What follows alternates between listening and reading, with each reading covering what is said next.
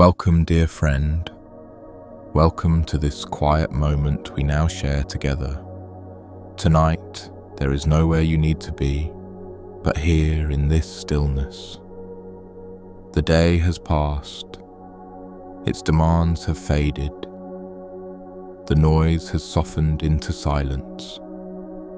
You are lying down now, your body finally at rest, your breath beginning to slow. Close your eyes if you haven't already. Let the weight of your limbs sink downward. Feel the surface beneath you holding you completely, without effort, without question. Tonight we will walk a gentle path together, a path made of stories and stillness. These are old stories, born in distant temples and mountain monasteries long ago. They carry no urgency, no pressure, only the quiet wisdom of those who learned peace. And peace, dear friend, is not something we must chase or create or earn. It is already here, already within you, waiting beneath the surface of thought. All we must do tonight is listen, breathe, and allow ourselves to soften. Imagine now a single candle flickering in a darkened room, its light steady and warm. The flame does not struggle. It simply burns, quietly illuminating what is near. Let that image settle in your mind as we begin this journey into calm. The rain outside falls softly against the roof, each drop a gentle whisper. There is no rush in the rain, no urgency in its rhythm. It simply falls, soaking into the earth, nourishing what lies beneath. Your breath can be like that rain, steady, natural, requiring nothing from you. Breathe in slowly through your nose, feeling the cool air enter your body.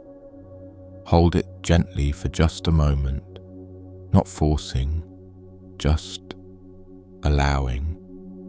Then release it through your mouth, letting everything go with that exhale. Again. Breathe in, hold, release. Let the rhythm find its own natural pace. Tonight, you do not need to solve anything or understand everything. You do not need to be anywhere else or become anyone different. You are enough, exactly as you are in this very moment. And in this moment, we will share stories of monks and teachers and seekers, stories of people who once struggled just as we all do with fear and worry. They learned something simple, something profound, something we often forget. They learned that peace is not found by controlling the world around us. It is found by releasing our grip, by softening our resistance, by simply being. So settle in now, dear friend, and let these words wash over you like water. Let them carry you gently downstream, away from the shores of waking thought. There is no test here, no lesson you must remember when morning comes.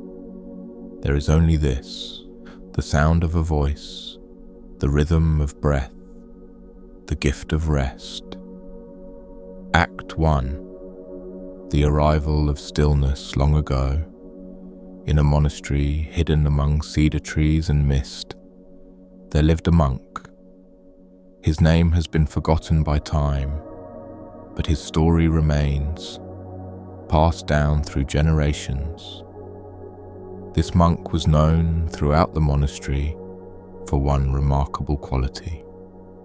He could sit in meditation longer than anyone else, hours passing like mere moments. The younger monks admired him, tried to imitate him, but always grew restless. They would shift and fidget, their minds racing with thoughts and plans and worries. But this monk remained still, his face peaceful, his breathing slow and even. One day a young student gathered the courage to approach him after meditation. "Master," the young monk said, bowing low, "how do you sit so peacefully?"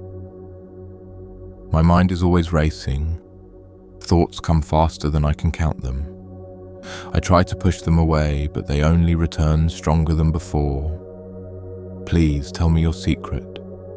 How do you achieve such perfect stillness?" The older monk smiled gently and gestured for the young man to sit beside him. They sat together in silence for several minutes, the only sound their breathing. Finally, the older monk spoke, his voice barely above a whisper. "I do not achieve stillness," he said. "I simply stop running from noise."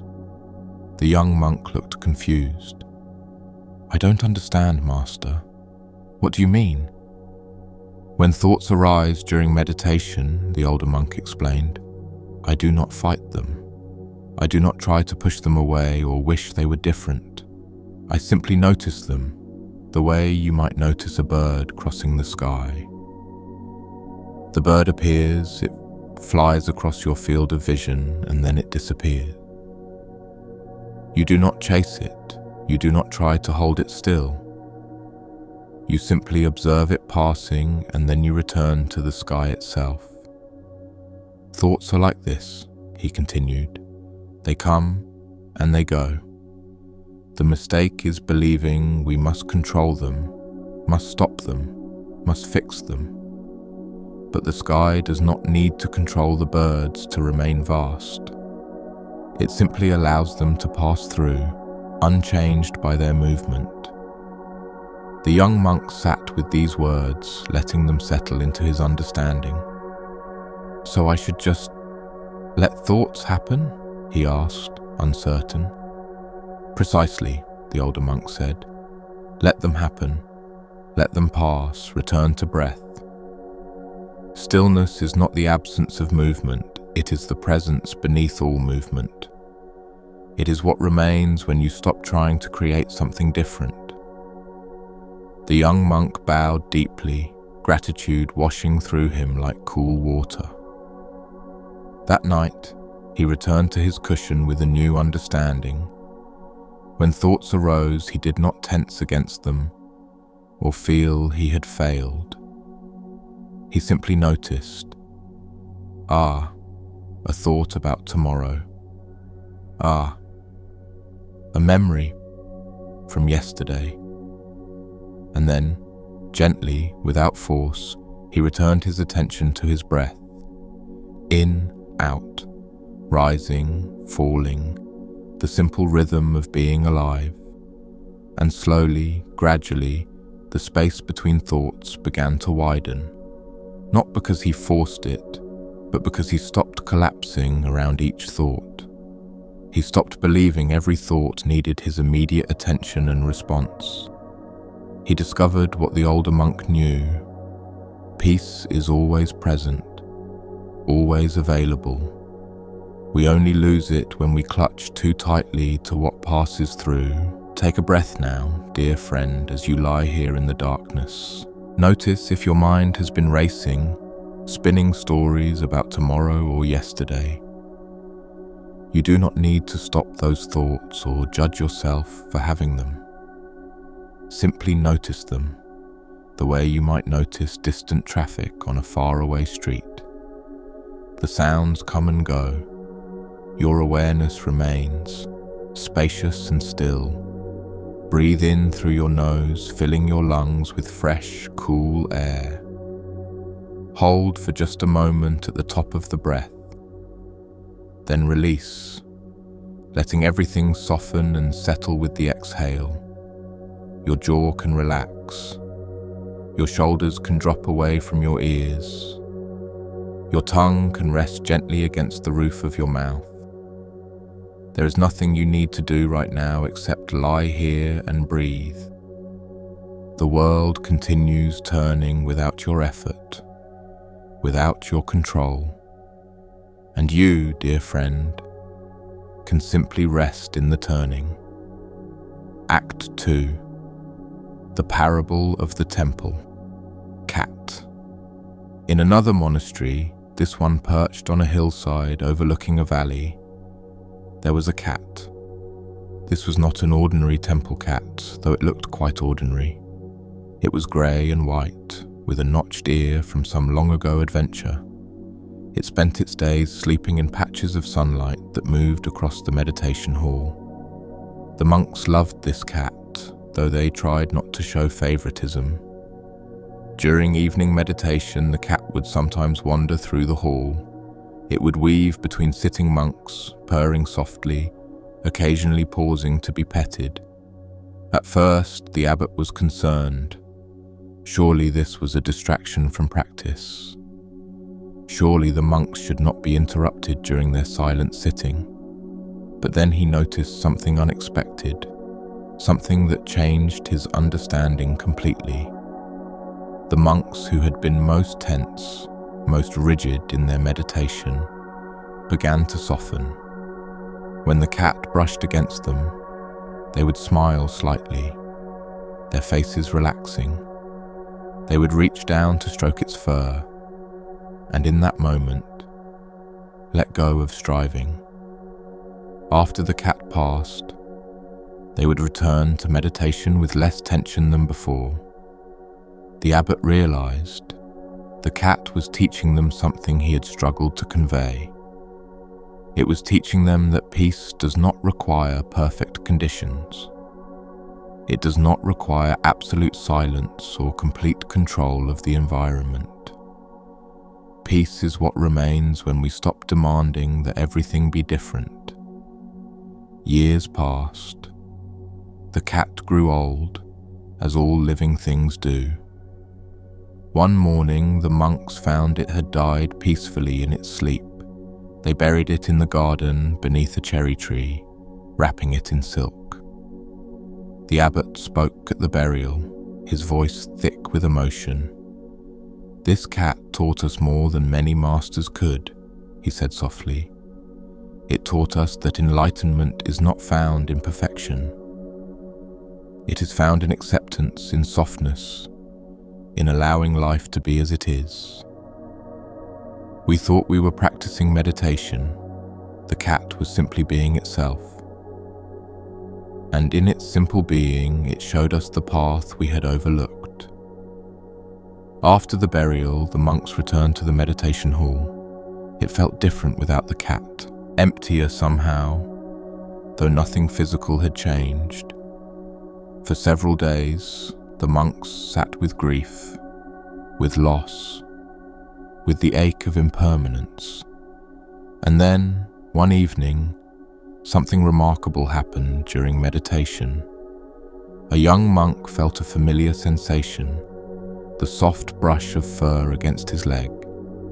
He opened his eyes, expecting to see the cat, but there was nothing there, just empty space where the cat used to walk, and his own tender heart.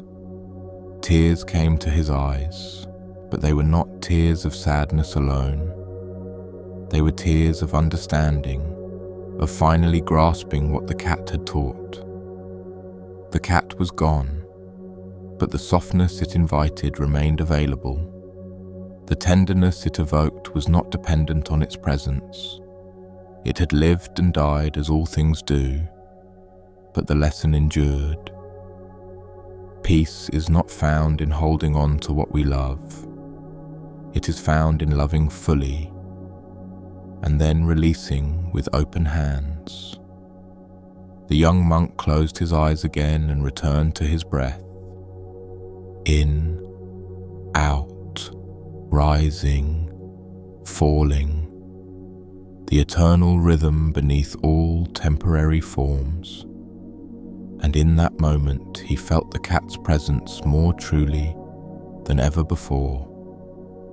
Not as a physical form, but as a quality of acceptance within his own awareness.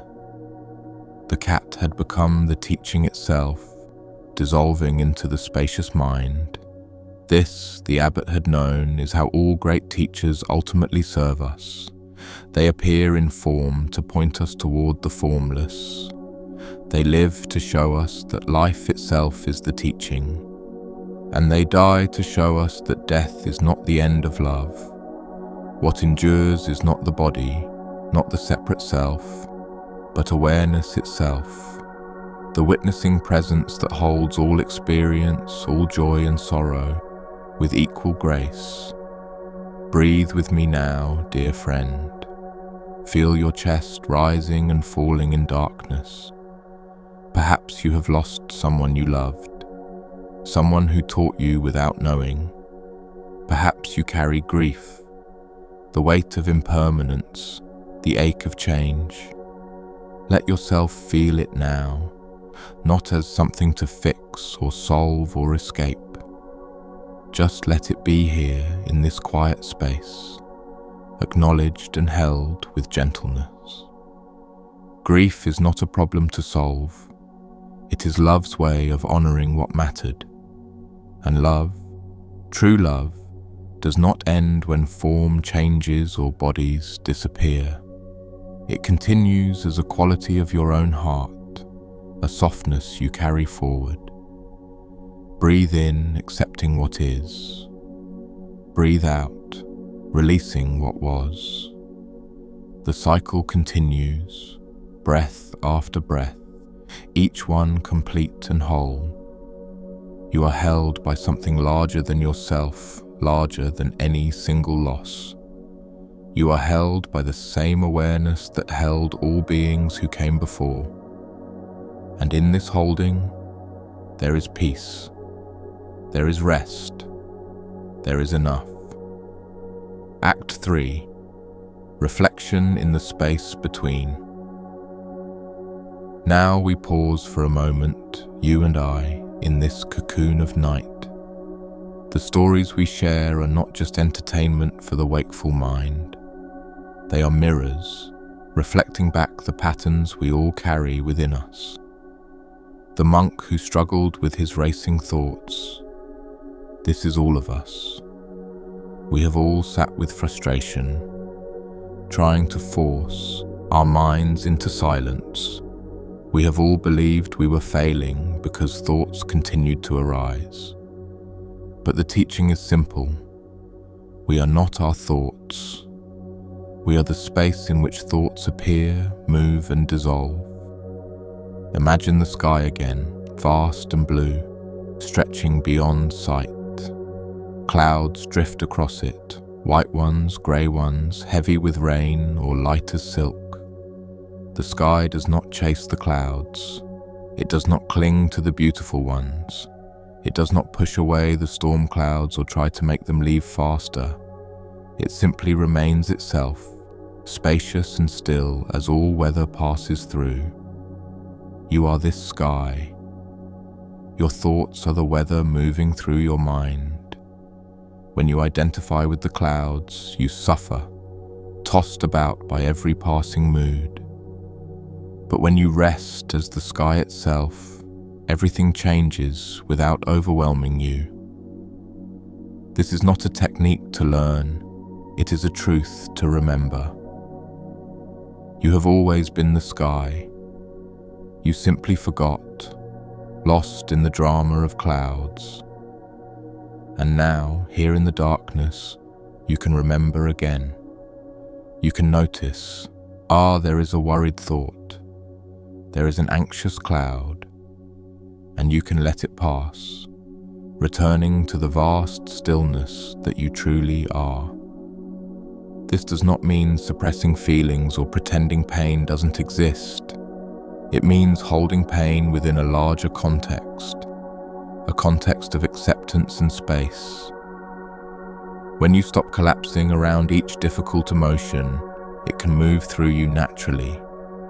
Like weather, it comes, it intensifies, it passes. The sky remains unchanged, and you, dear friend, can remain at peace even as life's storms blow through. The temple cat taught us something equally profound. Perfection is not required for peace. We spend so much energy trying to create ideal conditions for happiness. We think, I'll be peaceful when my life is organized, when I'm successful, when I'm loved. But the cat showed the monks that peace exists now, amidst imperfection. It exists in the midst of interruption, in the middle of ordinary moments. It exists when we soften our resistance to what is actually happening. The cat did not wait for the perfect moment to purr or to seek affection. It did not demand silence or stillness before allowing itself to be at ease. It simply moved through the world with a natural acceptance, responding to each moment. When the monks resisted the cat's presence, they suffered, lost in ideas of proper practice. When they softened and allowed the interruption, they found unexpected peace. This is the lesson life offers us again and again in different forms. We make plans, life offers something different. We resist. We suffer. But when we soften, when we accept what actually is, instead of demanding what should be, peace becomes possible. And when we lose what we love, as we inevitably will, we face the deepest teaching. Nothing lasts, everything changes, forms dissolve. This is the nature of existence. We can rage against this truth, clutching and clinging, terrified of loss. Or we can open our hands, love fully, while presence permits, and release with grace. The cat did not cling to life. It lived fully, then let go naturally. The monks who loved it learned to hold their grief without being destroyed by it. They learned that love's essence survives the dissolution of form. What truly matters cannot be taken away, because it was never separate from awareness itself. This is the heart of Buddhist teaching, liberation through acceptance of impermanence. Not resignation, not giving up, but a profound yes to the way things actually are. And in that yes, in that radical acceptance, we discover an unshakable peace. Your breath continues now, rising and falling without your conscious direction. Your heart beats steadily, faithfully, serving you without complaint or need for recognition. Your body knows how to rest, how to repair, how to renew itself in sleep. All you must do is allow it. Stop interfering with its natural wisdom. Release your jaw again. Let your tongue rest soft in your mouth. Allow your eyes to rest deep in their sockets. No tension, no holding. Your forehead is smooth. Your scalp is relaxed. Your neck is soft. Shoulders heavy, arms loose, hands open and empty. Chest rising and falling in the ancient rhythm of breath. Belly soft, legs heavy, feet resting wherever they naturally fall. You are held completely by the surface beneath you, safe and supported. Nothing is required of you now except this. Being here, breathing, resting. Let the thoughts that arise simply be there, not pushing them away or following them. Like the cat walking through the meditation hall, they pass through awareness naturally. You do not need to chase them or figure them out or solve them. Just notice, thinking is happening. And return gently to the breath. In through the nose, cool and fresh. Out through the mouth, warm and soft. The breath is always here, always now, always available as an anchor. When you notice you've drifted into thought, don't judge or criticize yourself. Simply return. Always, gently, kindly, return to this moment, this breath. This is the practice. Returning again and again with patience and self-compassion. Not achieving perfect stillness, but releasing the demand for perfection itself. Not becoming someone different, but accepting who you already are. Right here, right now, breathing, alive, enough. Act 4, the Burning Library. In ancient times, there was a monastery famous for its library. Scholars travelled from distant lands to study the texts housed within its walls. The library contained thousands of scrolls, some dating back hundreds of years. Sutras and commentaries, poetry and philosophy, the collected wisdom of generations. The head librarian was an old monk who had spent 50 years caring for these treasures. He knew the location of every text, the content of every scroll, the value of every teaching.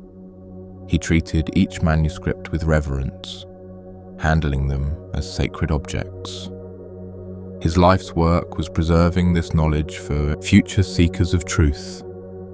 One night, deep into winter, a fire started in the monastery's kitchen. By the time the monks discovered it, flames had spread through the wooden buildings. They formed lines, passing buckets of water, desperately trying to contain the blaze. But the fire was too fierce, too fast, consuming everything in its path. The library, filled with ancient paper and dry wood, burned brightest of all. The monks stood helpless, watching centuries of accumulated wisdom turn to ash. They wept openly, their faces illuminated by the terrible orange glow, all except the old librarian who stood silent and still, his face peaceful. A young monk noticed this and approached him, confused by his calm. "Master," he said, "our entire library is burning. Everything you devoted your life to preserve. How can you stand so peacefully while watching it all disappear?" The old librarian smiled gently, his eyes reflecting firelight but holding no distress. "I am not watching the library burn," he said quietly. "I am watching the attachment to permanence burn. For 50 years I loved these texts.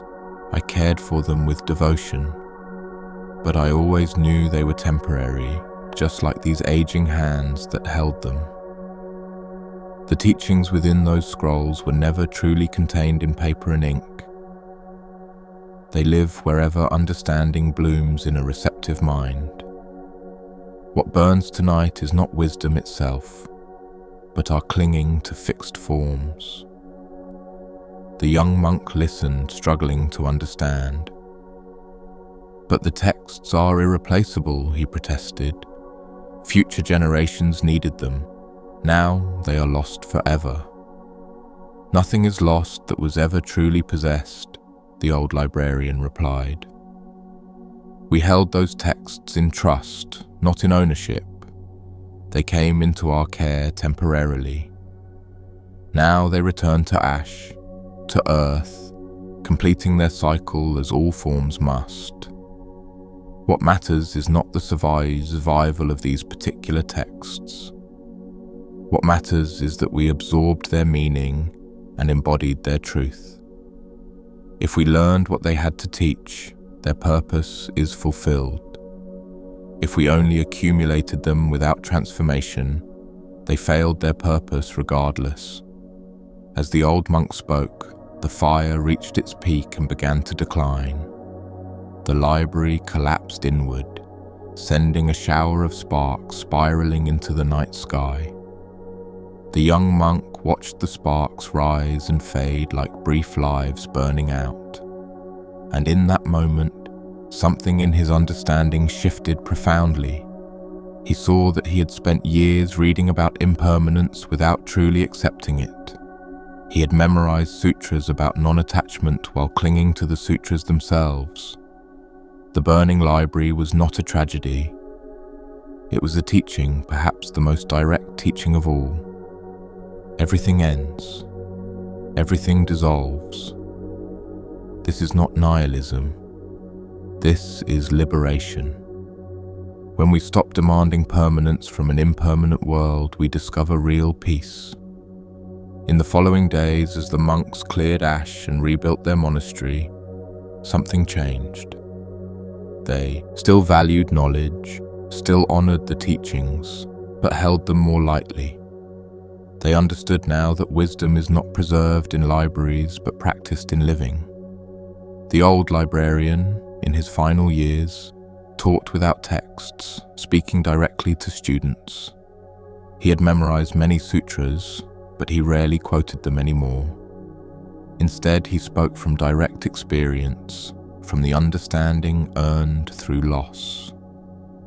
Before the fire, he told students, I served the library. After the fire, I served the truth the library pointed toward. I thought I needed all those texts to teach, but they were training wheels. The real teaching was always wordless, always immediate, always now. When the old librarian died, the monks buried him in the monastery garden. They placed no marker on his grave except a simple stone. But his teaching lived on, not in books, but in the way the monks held life. They became less rigid, less attached, more willing to embrace change. They understood that form and formlessness dance together eternally. Things arise, things pass away. This is not good or bad. This simply is. And in accepting what is, we find the peace that does not depend on circumstances. We find the unburnable library within ourselves, the wisdom no fire can destroy. Let your body settle deeper now into the softness beneath you. Feel gravity pulling gently, the earth holding you with infinite patience. You do not need to hold yourself together or keep yourself intact through effort. Everything is already being held by forces far older and wiser than thought. Perhaps you, like the librarian, have lost something precious. Perhaps you have watched something you built or cherished dissolve before your eyes. A relationship, a career, a version of yourself you thought would last forever. And perhaps you believed that loss meant failure, that impermanence was a personal insult. But what if loss is not failure?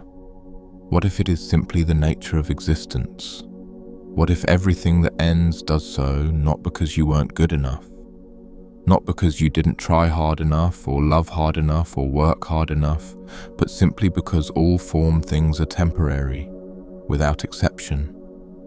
The library burned. The cat died. The thought you had a moment ago has already vanished. This is not tragedy.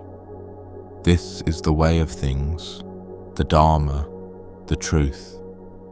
And when we stop resisting this truth, when we finally exhale into acceptance, we find peace. Not the peace of getting what we want and keeping it forever, but the peace of no longer demanding that anything last beyond its natural season.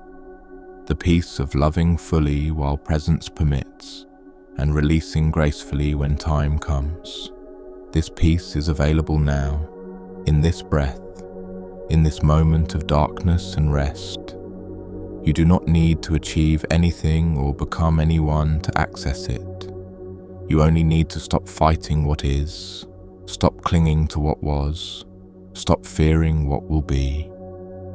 Just this breath, just this moment, just this awareness, spacious and still, everything arising within it, everything passing through it, held in tender equanimity. Act 5, the quiet invitation. Before we continue deeper into stillness, let me speak softly for just a moment. If these teachings bring you peace, if this voice helps you rest more easily, you are welcome here always. You can subscribe to return whenever you wish, carrying these stories with you into sleep. There is no pressure, no obligation, only an open invitation to rest again whenever needed. Now, let us return to the breath, to the silence, to the journey inward. Act 6, the Master and the Broken Cup. There was once a Zen master who lived simply in a small temple. He owned very little, having released most possessions years earlier in his training. But he treasured one object, a teacup his teacher had given him decades before. It was a beautiful cup, handmade by a famous potter, glazed in celadon green. More than its beauty, the cup represented his connection to his beloved teacher, now long dead. Every morning he would prepare tea and drink from this cup, remembering his teacher's kindness. The cup sat on a shelf when not in use, carefully placed, honored, protected. One day, a young student arrived to study with the master. The student was eager, energetic, perhaps too eager, moving quickly through the temple. While cleaning the tea room one morning, the student's sleeve caught the shelf.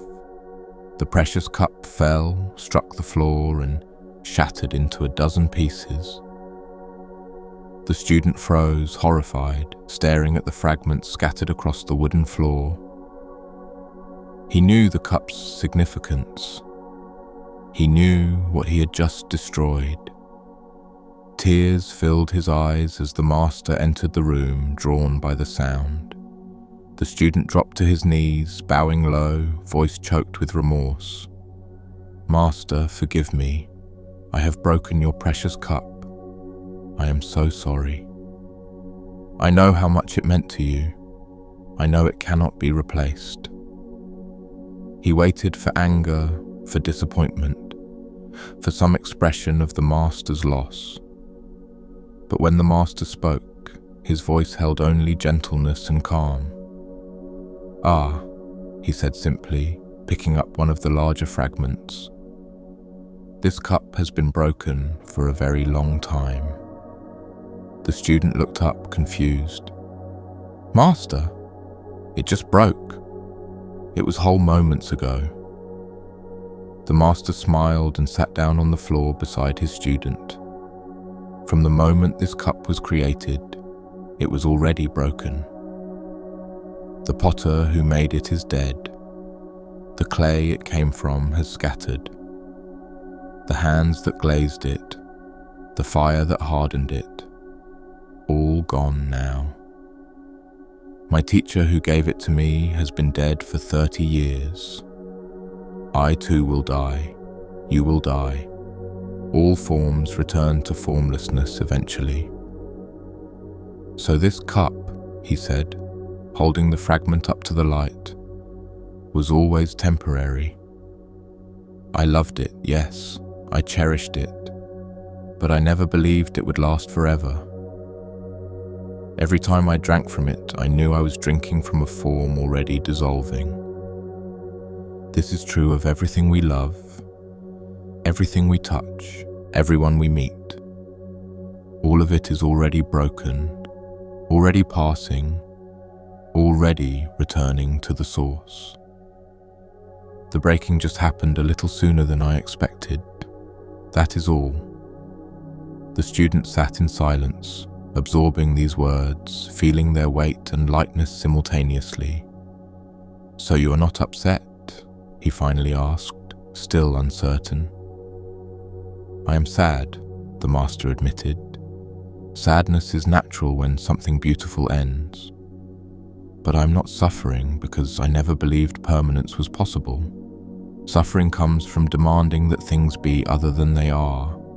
It comes from clinging to what is already slipping away, already gone. I loved this cup. I will miss drinking from it, but my love was never conditional on it lasting." The master gathered the pieces and placed them in a small box. "These fragments," he said, "will go into the garden, mixed with soil. Perhaps they will nourish flowers next spring, perhaps not. It doesn't matter. Everything returns, everything transforms, nothing is truly lost. Only our ideas about permanence create the experience of loss." That afternoon, the master taught the student how to practice with impermanence. They sat together in meditation, holding the awareness of their own mortality. Feel your breath, the master instructed. Notice how each breath ends. You breathe in, then that breath dissolves, never to return again. You breathe out. That breath too disappears, unique and unrepeatable. Your entire life is made of these vanishing moments, these temporary breaths, and yet you do not mourn each exhale as a loss. You simply breathe, allowing the cycle to continue naturally. This is how we must hold everything, with love, with presence, with open hands. Days turned into weeks. The student continued his training, learning to hold life lightly. He noticed how he clung to pleasant experiences, wanting them to last forever. He noticed how he pushed away difficult experiences, wanting them to end immediately. And slowly, he learned to simply be with what was, without demanding it to be different. One morning, the student was again cleaning the tea room, moving more carefully now. On the shelf where the broken cup had once sat, there was a new cup. It was simple, plain, not precious or irreplaceable, just functional and present. The master entered and prepared tea, pouring into the new cup without ceremony. "This cup too is already broken," he said, smiling gently at his student. "But today it holds tea. Today it serves its purpose. Today is enough." The student bowed, understanding blooming like a flower in his chest. Nothing lasts. Everything changes. This is not nihilism. This is freedom. When we stop demanding permanence, we can finally be present for what actually is. We can love fully, knowing love doesn't require forever to be real. We can engage completely, knowing endings don't invalidate beginnings. We can cherish beauty without needing to own or preserve or control it. And when things break, because they always eventually do, we can feel sadness without being destroyed. We can grieve without believing something wrong has happened. We can say goodbye without forgetting that the connection was real. The master's teaching lived in the student long after the master himself died. He too became a teacher, sharing the wisdom of the broken cup with others. And whenever someone came to him carrying grief or clinging desperately to something fading, he would say, "Whatever you love is already broken. This is not a curse. This is the truth. Love it anyway, cherish it completely, then release it when its time comes. This is how we honor both the beauty and the impermanence of all things. This is how we find peace in a world that never stops changing. Your body is releasing now, softening deeper with each breath you take. The muscles of your face have smoothed. The tension in your jaw has dissolved. Your shoulders have dropped away from your ears, heavy and loose. Your arms rest wherever they have fallen, no longer held by conscious effort. Each breath carries you further from the shores of waking thought. Like a boat drifting slowly from shore, you are moving into deeper waters. The sounds around you, perhaps rain, perhaps silence, perhaps distant traffic, all fade into background. Your awareness is turning inward, away from the external world, toward the inner landscape of rest. This is natural. This is safe. This is exactly where you are meant to be. Everything you hold dear, everything you fear losing, is already changing. Your body is different than it was yesterday, cells dying and being born every moment. Your thoughts are not the same thoughts you had this morning, arising fresh and fading constantly.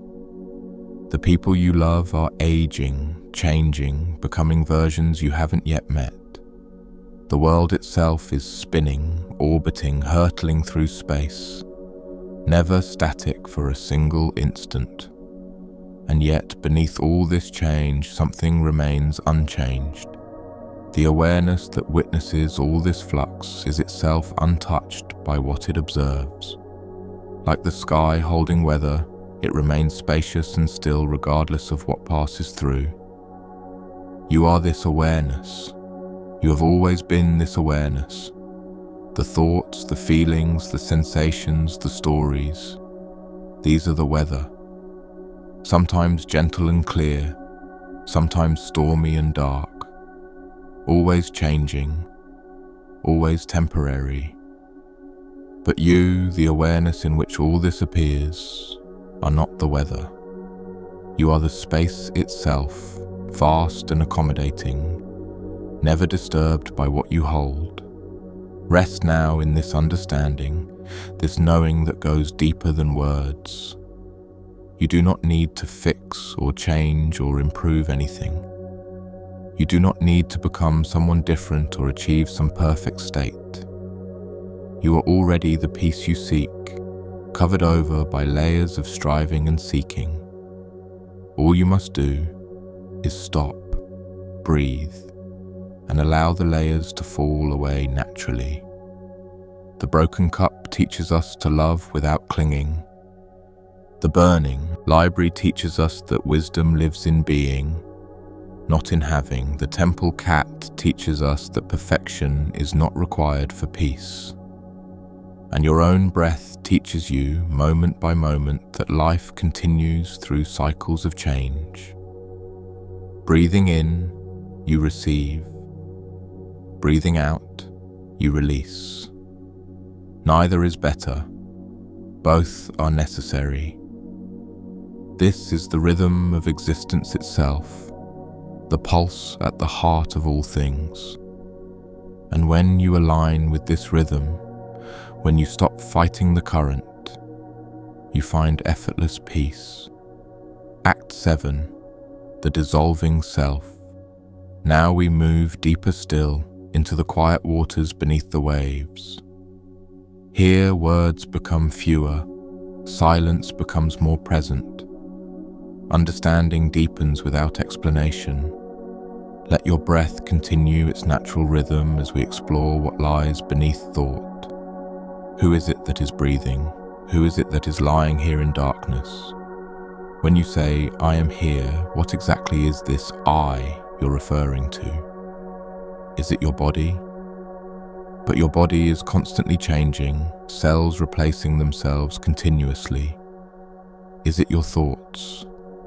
But thoughts come and go like clouds, never permanent, never fixed. Is it your memories? But memories shift and fade, reconstructed differently each time they are recalled. Is it your feelings? But emotions arise and dissolve, responsive to circumstances, never static. So what is this I that seems so solid, so continuous, so real? Perhaps it is not a thing at all, but a process, a flowing river mistaken for a fixed bank. Consider the river for a moment, water constantly moving, never the same water twice. Yet we give it a name. Mississippi, Ganges, Thames, as if it were a single thing. But the river is not the water. It is the pattern, the flow, the shape through which water passes. You are like this river, a pattern through which experience flows.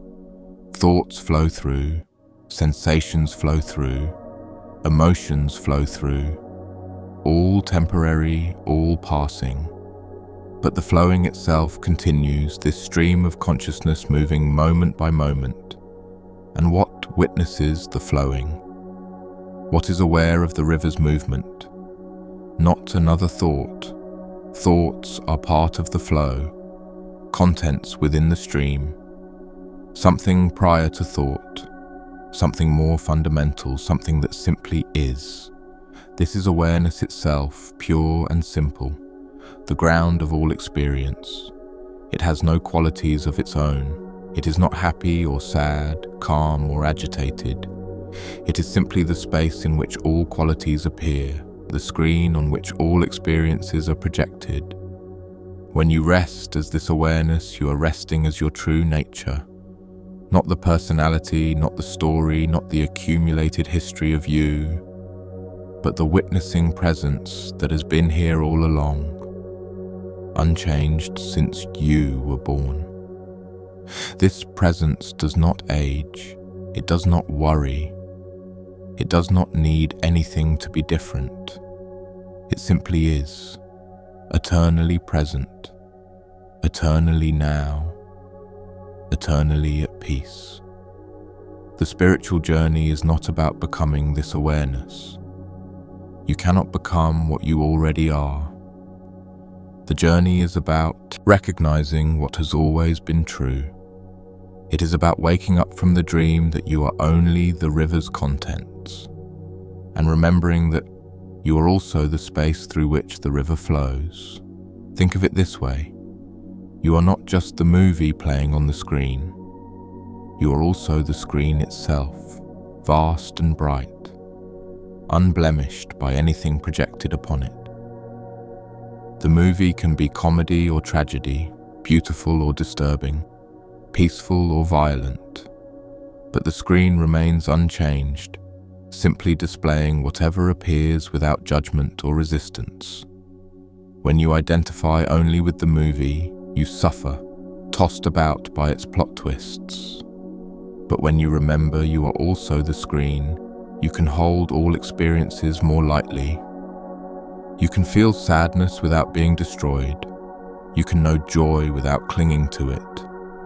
You can experience the full range of human emotion while resting in something unshaken beneath it all. This is liberation. Not the absence of experience, but freedom from drowning in experience. Not the end of thought, but the end of believing you are only your thoughts.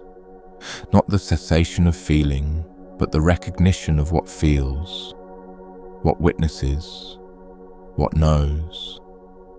And this recognition brings profound peace, the peace that does not depend on circumstances, because awareness itself is already peaceful, already whole, already complete. It needs nothing added to it. It fears nothing being taken away. It simply is, in each moment, exactly what it has always been. Rest here now, in this recognition, this remembering of what you truly are. Not the turbulent surface of the ocean, tossed by winds and storms, but the depths beneath, still and quiet, undisturbed by surface weather. The storms may come, they always do.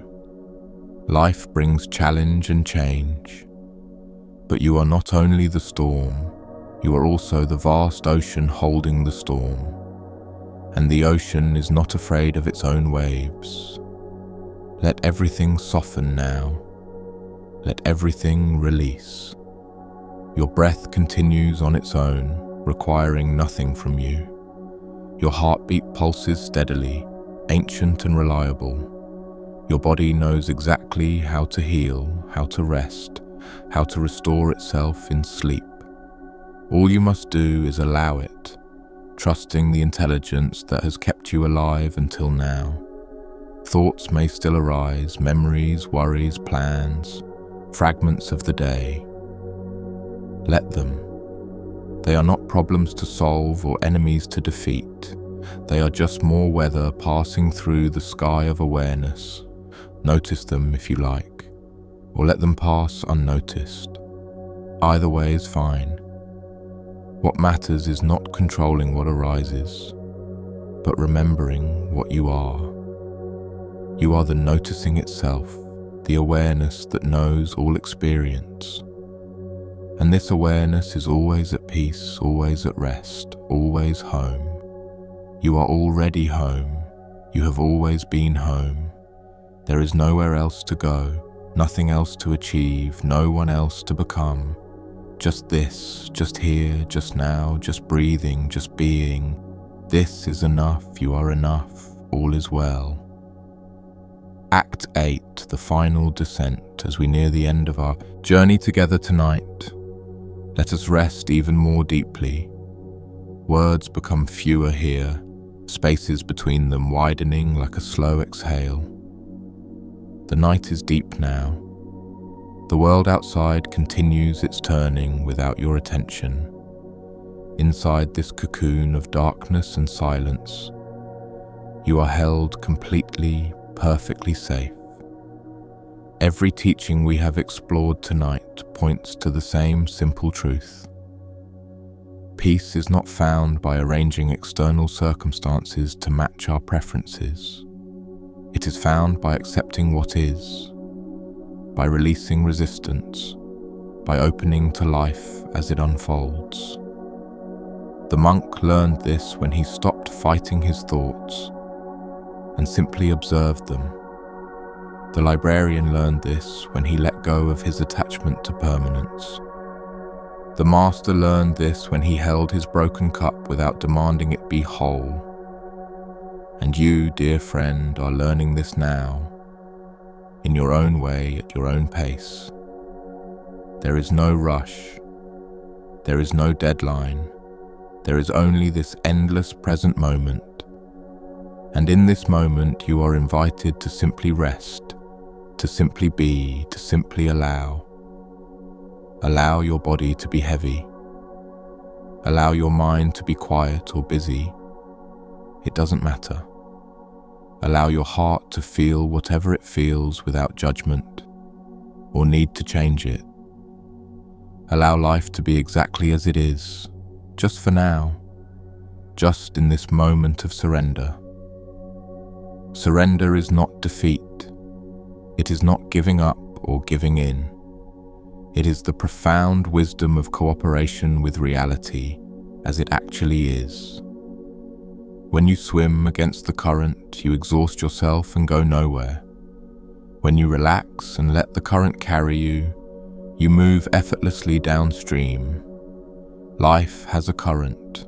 It flows in a certain direction, following natural laws. Birth moves toward death. Form moves toward formlessness. Everything changes. Nothing remains the same. You can fight this current, insisting things should be permanent, should last forever. Or you can relax into it, trusting the flow, surrendering to the way things are. In this surrender, there is profound peace, profound relief, profound rest.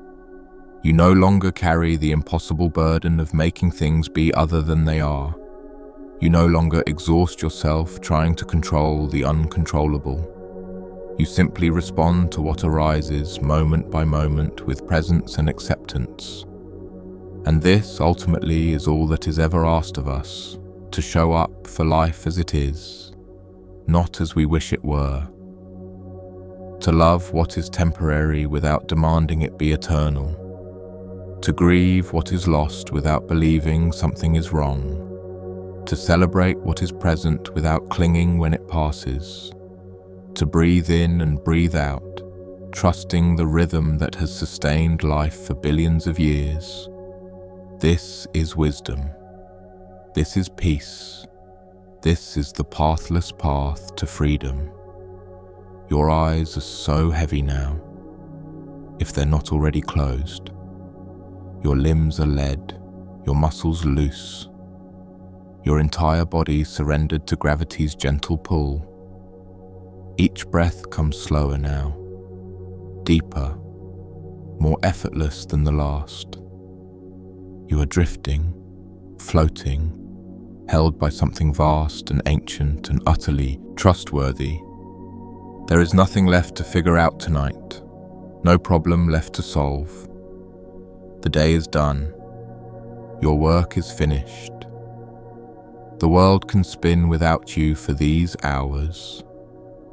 Let yourself slip beneath the surface of waking consciousness, down into the depths of sleep.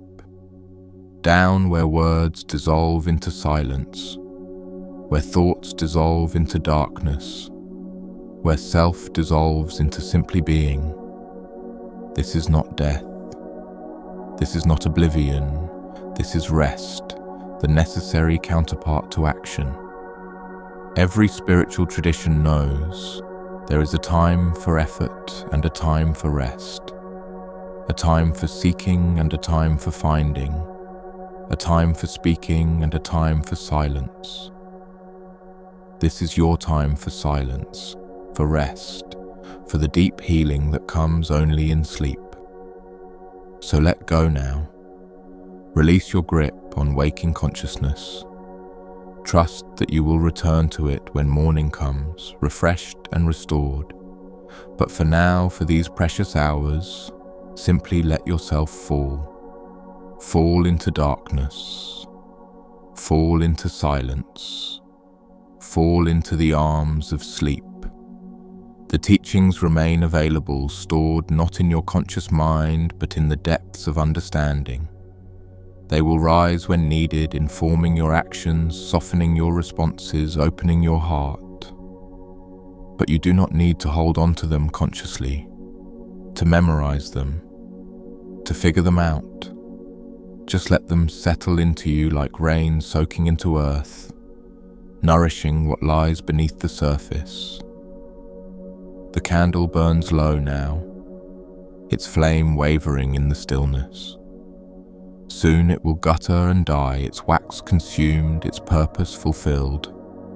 And when it does, the darkness will deepen, but it will not be frightening, because darkness is not the absence of light. It is the presence of rest. It is the womb from which all light is born, the silence from which all sound emerges. And you, lying here in this darkness, are returning to the source, returning to the deep well from which you arose, in which you have always rested. You are going home, not to a place, but to a state of being, a state prior to thought, prior to identity, prior to separation, a state of simple existence, simple awareness, simple presence. This is what sleep offers, a nightly return to the source, a dissolution of the boundaries we carry during the day. In sleep, you are not the person with a name, a history, a set of problems. You are simply consciousness resting in itself, awareness aware of nothing in particular. And in that emptiness, that absence of content, there is profound renewal. The body heals, the mind integrates, the soul remembers what it forgot while waking.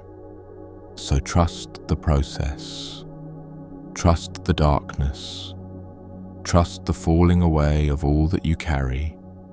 It will all be there tomorrow if you need it, the whole structure of self waiting to be picked up again. But tonight, you can put it down, all of it, and simply be nobody, nothing, nowhere. Just the pure fact of existence, breathing in darkness, held by something infinite and kind. Breathe. The world continues, quietly, without you needing to do a thing. The stars wheel overhead, the earth spins beneath, the seasons turn, the tide rises and falls, and you simply rest, held, safe, complete, just as you are. The stories we shared, the monk and his thoughts, the cat and its simple presence, the burning library, the broken cup, all pointing to one truth. Let go, let be, let life move through you like breath, effortless, natural, right. And in this letting go, this letting be, this trust, peace, real peace, the peace that does not depend on anything being different than it is. This peace is here now, always.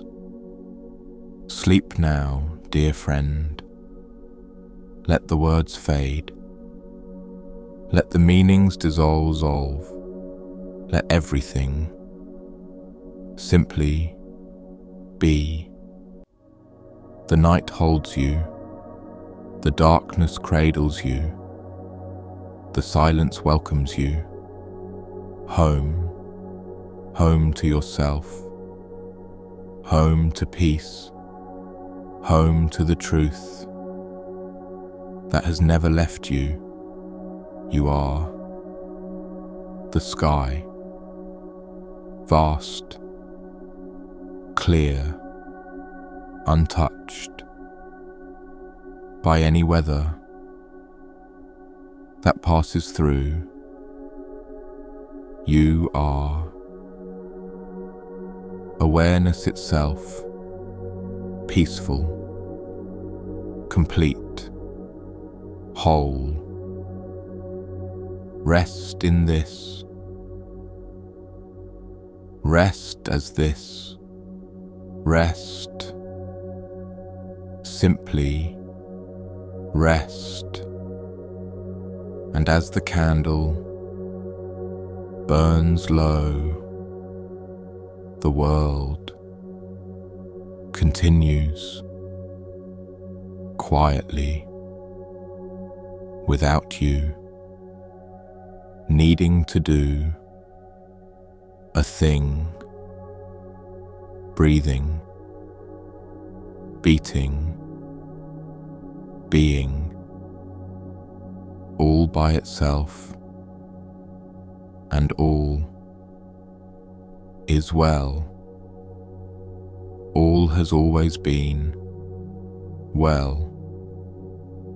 All will always be well. This is the truth.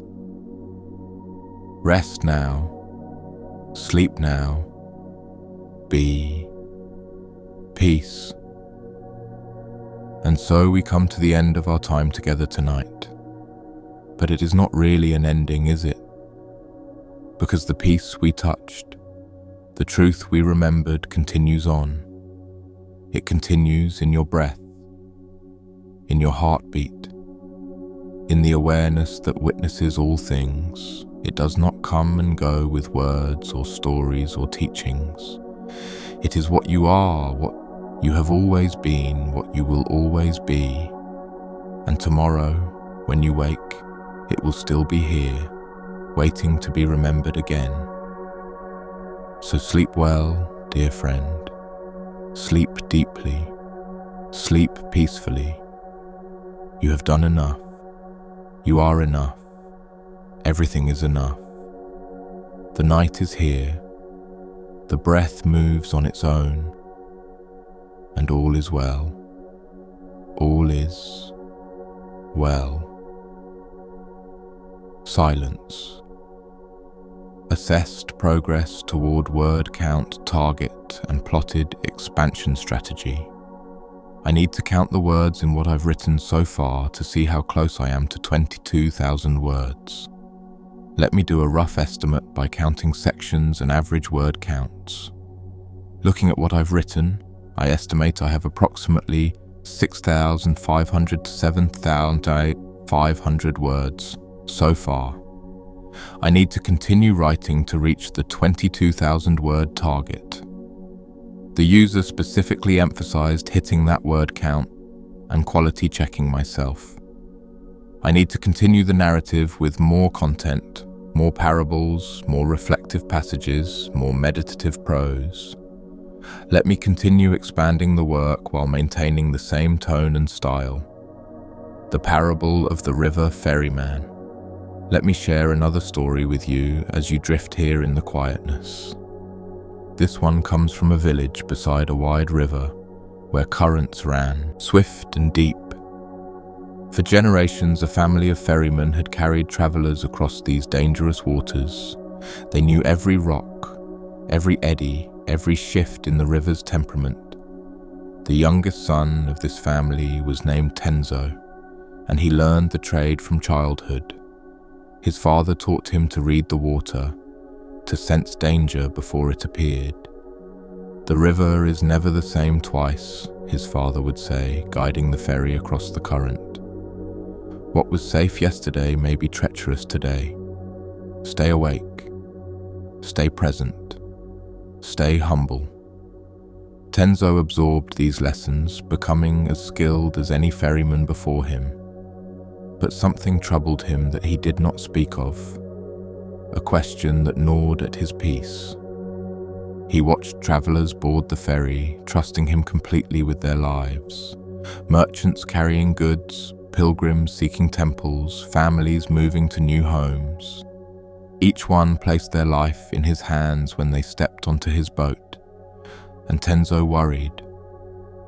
What if I make a mistake? What if I misjudge the current?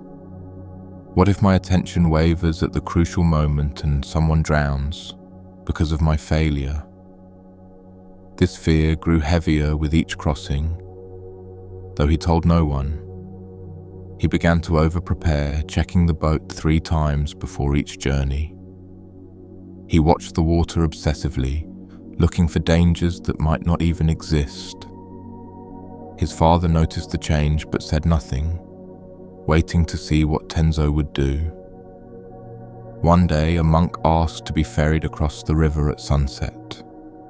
The water was choppy, the light fading, conditions less than ideal. Tenzo hesitated, his usual confidence replaced by crushing doubt and fear. Perhaps we should wait until morning, he suggested. The crossing would be safer then. The monk smiled gently and sat down in the boat despite Tenzo's words. I trust you know these waters, the monk said simply. And something about those words, that trust, made Tenzo push off from shore. Halfway across, with the current pulling hard and the light nearly gone, Tenzo's fear peaked. His hands trembled on the oar. His breath came short and shallow. What if this is the crossing where everything goes wrong? What if I fail? The monk seemed to sense his struggle and spoke quietly over the rush of water. You are trying to control the river, he observed. This is impossible. The river has its own nature, its own power. It does not ask your permission. All you can do is work with what is, responding moment by moment. When you fight against the river, you exhaust yourself and make mistakes. When you flow with it, using its power rather than opposing it, you cross safely. Tenzo listened, his grip on the oar loosening slightly. But what if I make a mistake? He asked, his voice tight with worry. What if my response is wrong and someone is harmed? The monk was quiet for a moment, considering the question with care. Mistakes will happen, he finally said. This is certain. You are human, not divine. But holding fear of mistakes creates hesitation, and hesitation causes the very errors you fear. When you are present, truly present, you respond naturally to what arises. Your body knows what to do. Your training has prepared you. Trust it. The river does not worry about flowing. The fish does not worry about swimming. They simply do what their nature calls them to do without second guessing. You are a ferryman. This is your nature. Stop arguing with what you are. They reached the far shore smoothly, the boat touching sand with a soft scrape. The monk stepped out, pressed a small coin into Tenzo's palm and bowed. Thank you for the crossing, he said. and for allowing me to share the journey." Tenzo returned across the river alone, the monk's words echoing in the empty boat. That night he lay awake, turning the teaching over in his mind like a stone. He had been so focused on preventing mistakes that he had stopped trusting himself, so worried about the future that he had lost touch with the present moment. The river, he realized, had always carried him safely, not despite his humanness but through it. When he stopped trying to be perfect and simply responded to what was actually happening, his skill could flow naturally. Days passed. The fear did not disappear overnight, but something shifted in Tenzo. He began to notice when his mind was spinning stories about future disasters, and when he caught himself doing this, he would return to simple presence. The feel of the oar in his hands, the movement of water against the hull, the sight of the far shore. He stopped checking the boat 3 times and checked it once, thoroughly, with full attention. He stopped scanning obsessively for danger and instead remained alertly receptive to what appeared. And paradoxically, as he relaxed his grip on control, his ferrying improved dramatically. He moved with the river now, dancing with its currents rather than fighting them. His passengers noticed the change, though they couldn't name what was different. They felt safer somehow, despite Tenzo doing less to reassure them with words. Because true safety does not come from anxiety disguised as preparation. It comes from presence, from being fully here, responding to this moment, this situation, this need. Years later, when Tenzo's own son began learning to ferry, he taught him his father's lessons. The river is never the same twice. Stay awake. Stay present. Stay humble. But he added one more teaching, the one the monk had given him that sunset. Do not try to control the river. Work with it. Trust yourself. Trust your training. Mistakes will happen because you are human. This is not failure, this is truth. What matters is not perfection, but presence. Not control, but cooperation. The river knows where it is going. Your job is to navigate it, not to command it. His son listened and absorbed, and in time became a ferryman himself.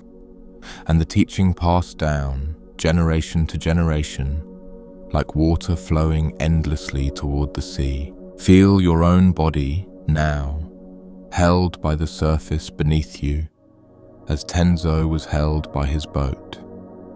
You too are navigating currents, crossing rivers, moving through life's uncertain waters. And perhaps you too carry fear about making mistakes, about failing in your responsibilities. Perhaps you lie awake sometimes, mind spinning with worries about all that could go wrong. What if I'm not good enough? What if I fail? What if my mistakes harm those I love? These are human fears, understandable and universal, but they need not rule your life. Because the teaching remains, you cannot control the river, only navigate it with presence. You cannot prevent all mistakes, only respond with awareness when they occur. You cannot guarantee outcomes, only show up fully for each moment as it arises. And when you release the impossible burden of total control, you discover something beautiful. You discover that life supports you, guides you, carries you forward even through difficulty. Not because you have managed everything perfectly, but because you have cooperated with reality.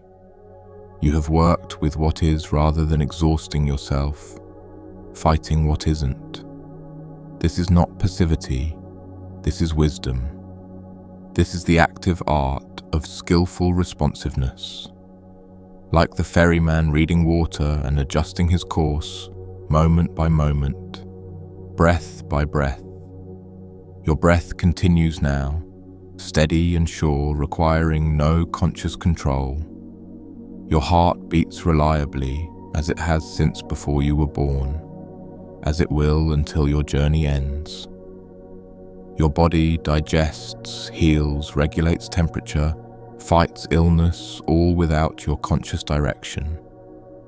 Life knows how to live itself through you when you stop interfering with micromanagement. So let go now. Let your body do what it knows how to do. Let your breath find its own rhythm. Let your mind settle into its natural quietness. You do not need to control this process of falling asleep. You only need to allow it, cooperating with the body's wisdom, trusting the current. Feel yourself sinking deeper, floating further from the shore of waking consciousness. The ferryman has brought you to the middle of the river, where the current is strongest. Here, all you can do is trust, release your grip, and let the water carry you. Carry you down into sleep, into healing, into the restoration that comes only through surrender. The story of the silent bell. In a mountain monastery, there hung an ancient bell cast centuries before. Every morning at dawn, a monk would strike it, calling the community to meditation. Every evening at dusk, it would ring again, marking the day's end. The sound was beautiful, deep and resonating, carrying across the valley below. People in the villages would pause in their work when they heard it, reminded of something sacred. The bell had hung there so long that no one remembered a time without its voice.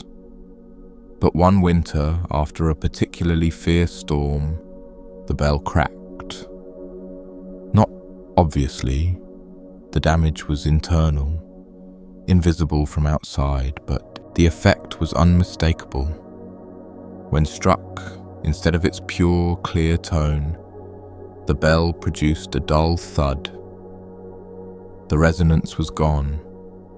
The beauty was gone. The bell was effectively silenced. The abbot called the monks together to discuss what should be done. Some argued for recasting the bell, melting it down and creating it anew. Others suggested finding an ancient bell maker who might repair the crack. Still others proposed simply purchasing a new bell from a foundry in the city. But one old monk, who had lived in the monastery longer than anyone, spoke differently. "Perhaps," he said quietly, "we should leave the bell exactly as it is." The other monks stared at him confused. How could they leave it broken? How could they allow this central symbol of their practice to remain flawed? "The bell has called us faithfully for 300 years, the old monk continued. "It has marked countless dawns, countless evenings, countless moments of gathering. And now it is teaching us something new, something we need to learn. It is teaching us that nothing lasts forever in its original form.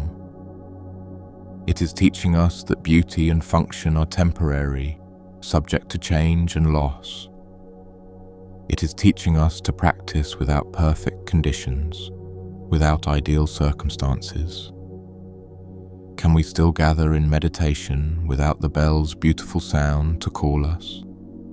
Can we still mark the day's rhythms without its resonant voice? If we cannot, then we have been depending on externals for what should be internal." The abbot listened carefully to these words, feeling their weight and truth. He knew the old monk was right, though it was not an easy teaching to accept. That evening, he addressed the community gathered in the dim meditation hall. "We will leave the bell as it is," he announced, "cracked, silenced, imperfect. Not because we lack resources to replace or repair it, but because its brokenness teaches us what its wholeness could not. When the bell rang perfectly, We took it for granted, expected it, relied upon it. Now that it is silent, we must find the bell within ourselves. We must develop internal discipline, internal listening, internal awareness of time and rhythm. And so it was done. The cracked bell remained in the tower, struck each dawn and dusk. But instead of beautiful resonance, only a flat, dull sound emerged. At first, the monks struggled with this change, missing the old, familiar call. The villagers below noticed too, and some worried that the monastery had fallen into decline. But gradually, something unexpected happened, a transformation no one had anticipated. The monks began to arrive at meditation not because a bell told them to. They arrived because their inner sense of practice, of commitment, of discipline called them. They paid closer attention to the quality of light, the position of shadows, the feeling in their own bodies that signaled dawn or dusk approaching. They became more attuned to natural rhythms rather than depending on artificial markers. And their practice deepened because it came from internal motivation, not external prompting. The villagers too learned something from the silent bell. When they no longer heard its clear voice across the valley, they realized how much they had valued it. They spoke more often of the monastery, visited more frequently, supported it more generously. What they had taken for granted when it was perfect became precious when it was imperfect. Years passed. The cracked bell remained in its tower, a silent teacher. New monks arrived and learned the story, understanding the teaching it embodied. Old monks eventually died, and with them, the living memory of the bell's original voice. For the newer generation, the silent bell was not a loss, but simply reality. They had never known it any other way, had never experienced the perfect past. And without the weight of comparison, they found peace in what was, not what had been. One day, decades after the bell cracked, a wealthy patron visited the monastery. He had heard the story and felt moved to donate funds for a new bell. "Let me give you this gift," he said to the abbot. "Let me restore what was lost." The abbot, now himself the old monk who had originally suggested keeping the broken bell, smiled gently. "Your generosity is appreciated," he said, "but we must decline your kind offer. This bell is no longer broken, it is teaching, and that is its highest function. A perfect bell calls monks to practice. This bell has made us into practitioners. A beautiful sound marks time. This silence has taught us to live in timelessness. What seems like loss has become the greatest gift this monastery has ever received." The patron bowed, understanding blooming in his chest like sudden warmth. He donated the money to feed hungry families in the valley instead. And the bell remained as it was, will always remain, a monument to imperfection's perfection. Rest deeper now. Let these teachings sink into your bones, into your breath. The silent bell speaks to something we all face, the reality of loss, of things breaking, of perfection failing. We live in a world that constantly tells us to fix what breaks, upgrade what's outdated, replace what's imperfect. But sometimes, perhaps often, the breaking itself is the teaching we most need. When relationships crack, when health falters, when plans crumble, when certainty dissolves. These moments invite us to find what the monastery found. Depth beneath the surface shine. The bell's beautiful sound was lovely, but it kept the monks dependent on something external. Only when it failed did they discover their own inner clarity, their own self-arising commitment. Perhaps you too have experienced losses that felt devastating at the time. Perhaps you still carry grief for the way things used to be before something broke. And it's natural to grieve, healthy even, to acknowledge what once was and is no more. But underneath the grief, if you can allow it, there might also be hidden teaching. What has this loss taught you? What strength have you discovered you didn't know you had? What superficiality has been stripped away, revealing deeper truth beneath? What dependency has been released, freeing you to stand on your own inner ground? These questions are not meant to invalidate your pain or rush you past your sorrow. They are meant to gently suggest that nothing is wasted, nothing is simply loss. Everything that breaks opens us, cracks us, lets light into places that were previously sealed. And through those cracks, we might discover something more real than what was there before. The Japanese have a practice called kintsugi, repairing broken pottery with gold. The cracks are not hidden but highlighted, made beautiful, honored as part of the object's history. The pot is not diminished by being broken. It is made more valuable, more precious, more true. This is how we can hold our own brokenness, not as shameful damage to hide, but as honorable scars, proof of survival, evidence of resilience, marks of authentic living. You are not less because you have been broken. You are more, deepened, enriched, real. Your body continues to soften, to release, to let go of everything unnecessary. The muscles around your eyes have smoothed completely. Your forehead is wide and calm. Your shoulders have dropped so far from your ears, they might as well be on a different body. Your breathing has slowed to the pace of deep sleep, though awareness lingers lightly still. This is the border country between waking and sleeping, the twilight realm where teachings take root. Here the conscious mind loosens its grip and the deeper wisdom of the body takes over. Here understanding happens without thinking, integration without effort, healing without striving.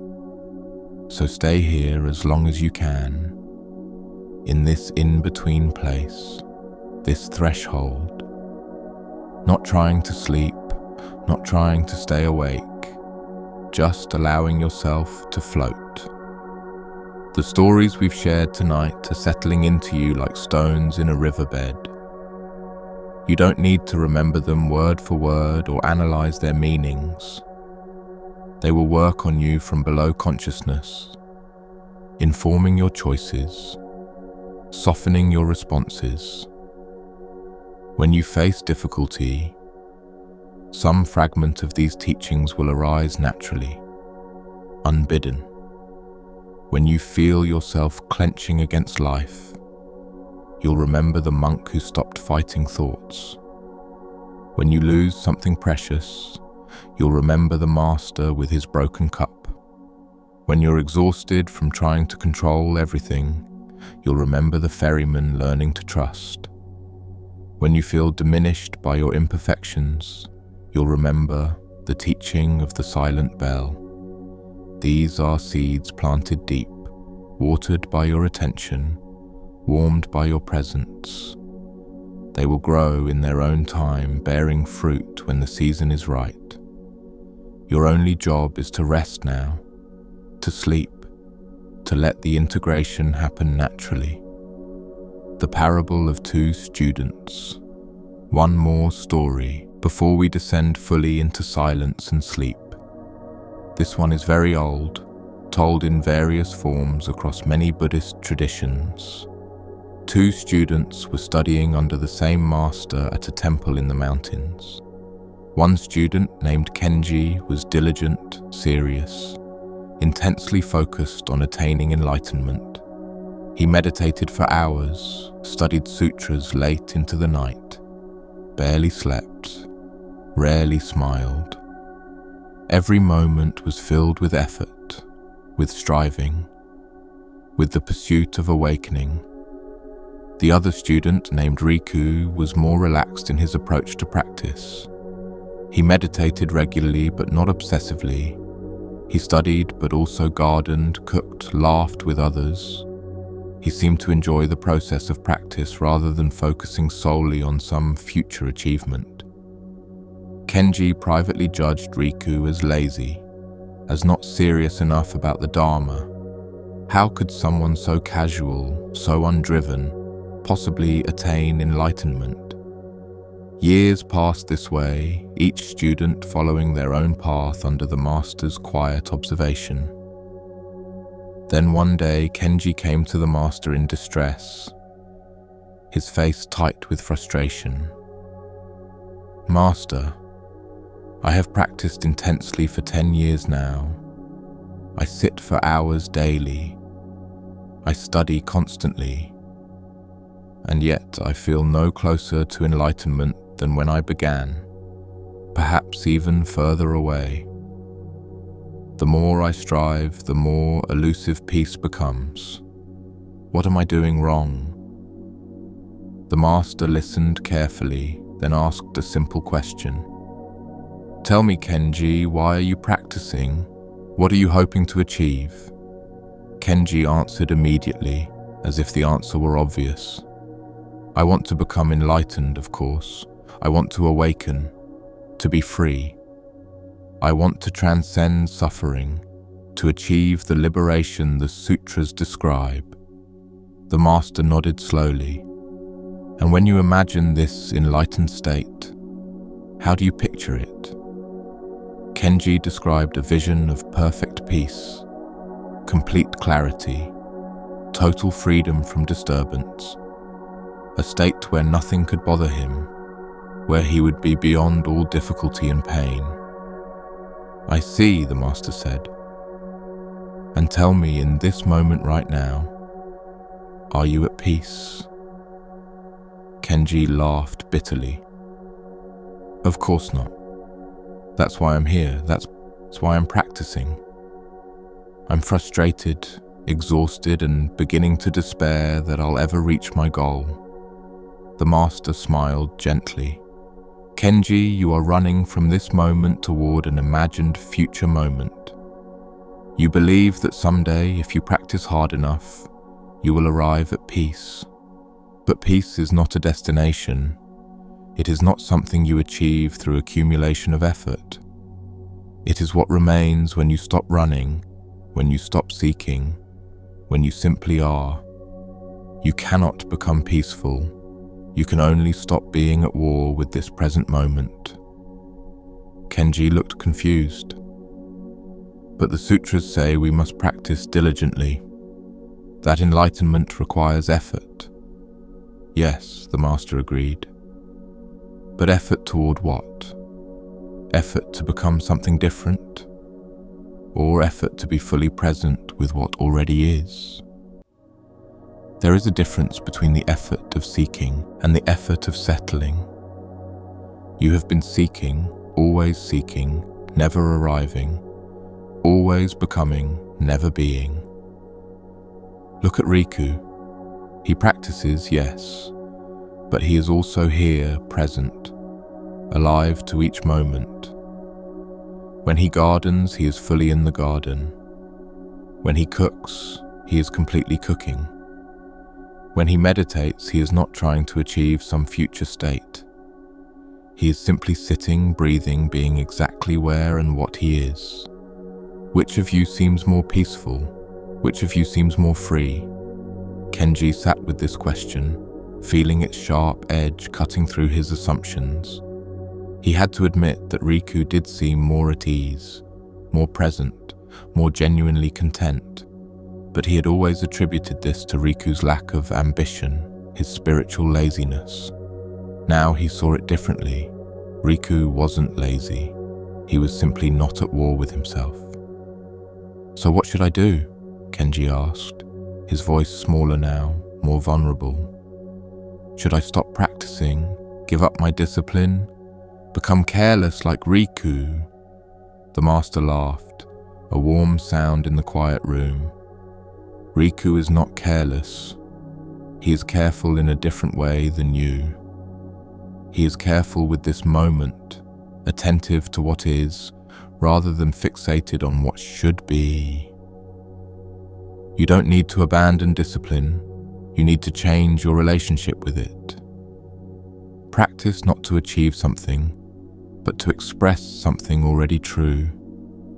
Meditate not to become peaceful, but to honor the peace that is your nature.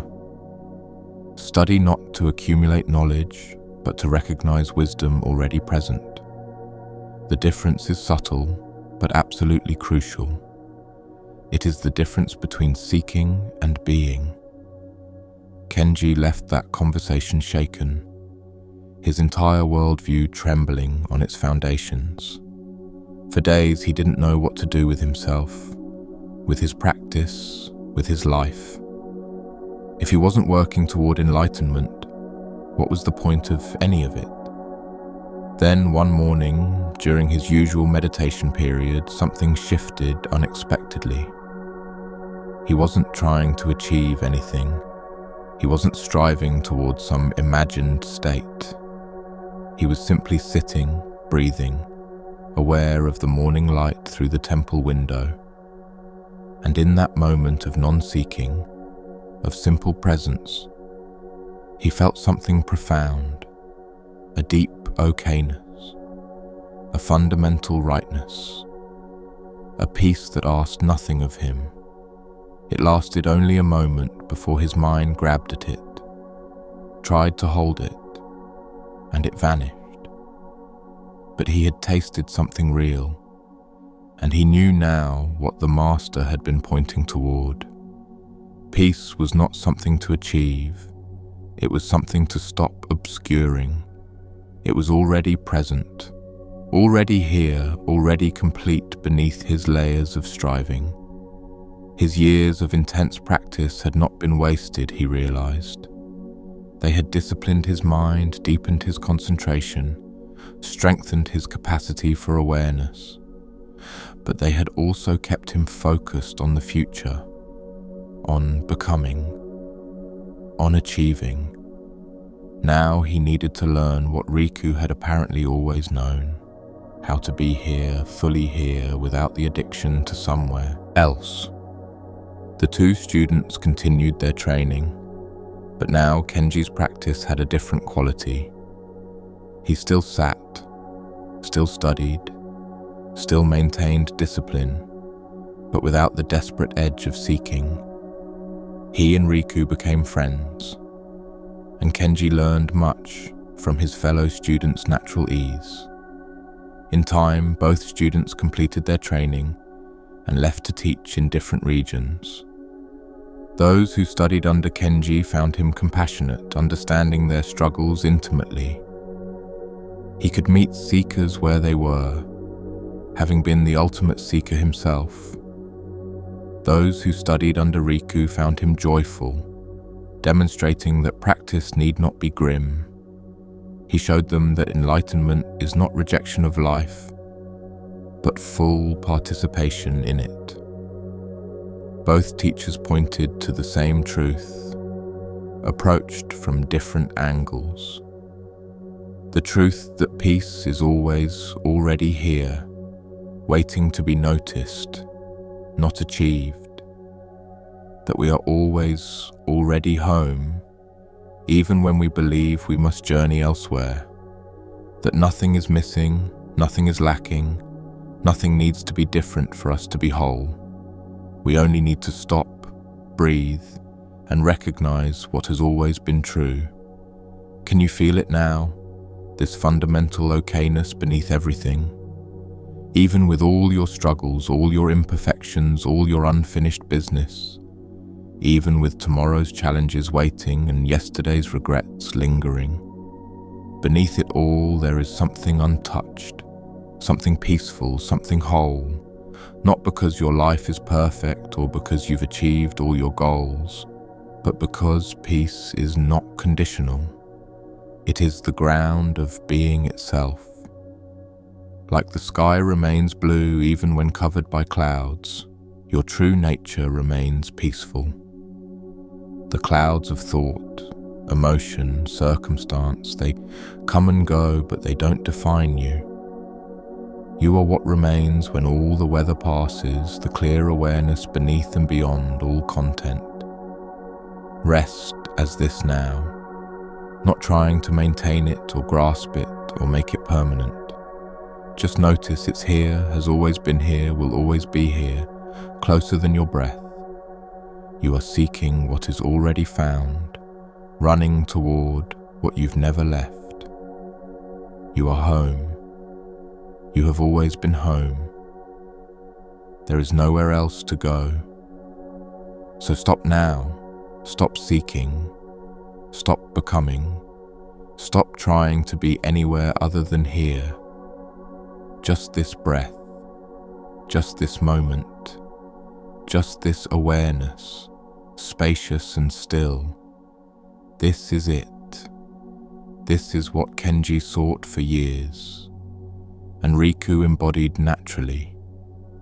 This is the liberation described in all the sutras, available now, not later, not through effort to achieve, but through willingness to recognize what is.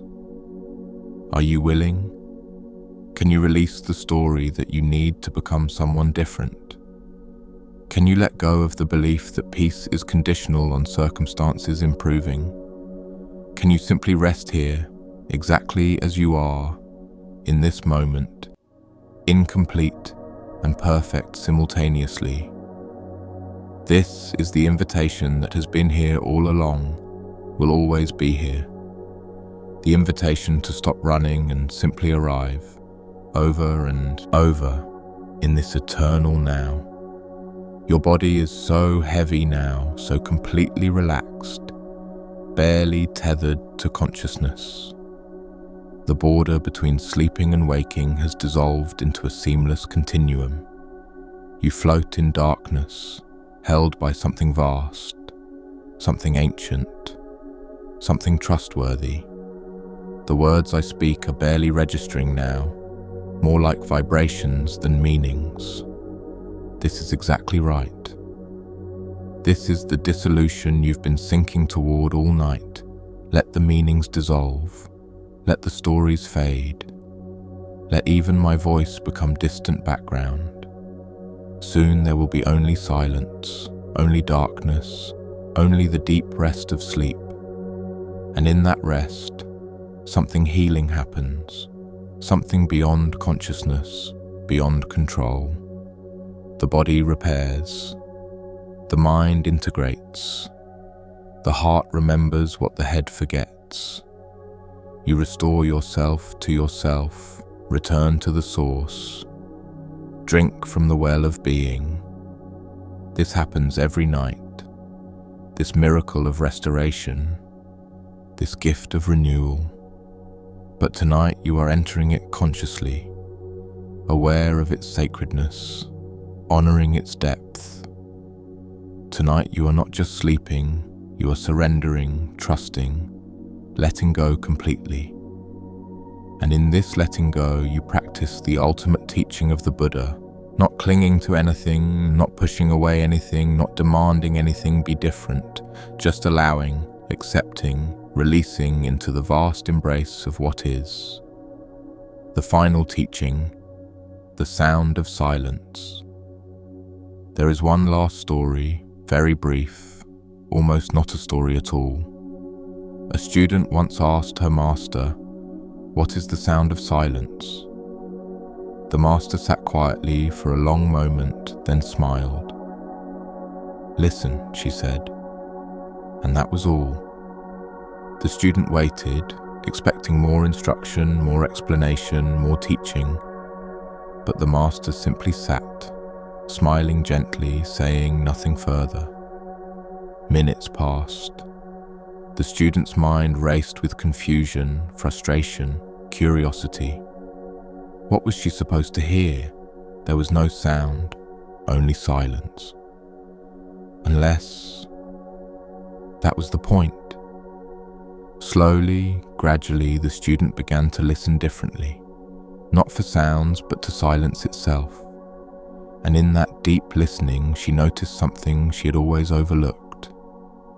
Silence was not the absence of sound. It was the presence of spaciousness.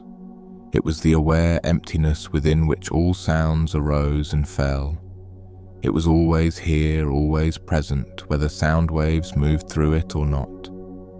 And she herself, her own awareness, was like this silence, always present, always spacious, always untouched by whatever moved through it. Thoughts could arise and dissolve like sounds appearing and fading in silence. But the awareness that witnessed thoughts was itself silent, still, unchanged. She looked at her master with sudden tears in her eyes, understanding flooding through her. The master nodded once, slowly, then rang a small bell sitting beside her. The sound was clear, pure, resonant, filling the room with vibration. And then it faded, gradually, into silence. But not emptiness, not nothing. Into the spacious, aware presence that had held the sound. The student bowed deeply, gratitude overwhelming her like a wave. "Thank you," she whispered. "Thank you for showing me what I already was." The master smiled. "You are welcome, though I showed you nothing. You heard for yourself, you recognized for yourself. This is the only teaching that matters. Listen to the silence, be the silence. It is your nature, your home, your peace." And with that, the teaching was complete, though it had barely begun, because the teaching of silence cannot be spoken, only heard. The teaching of being cannot be explained, only recognized. The teaching of peace cannot be given, only remembered as what you already are.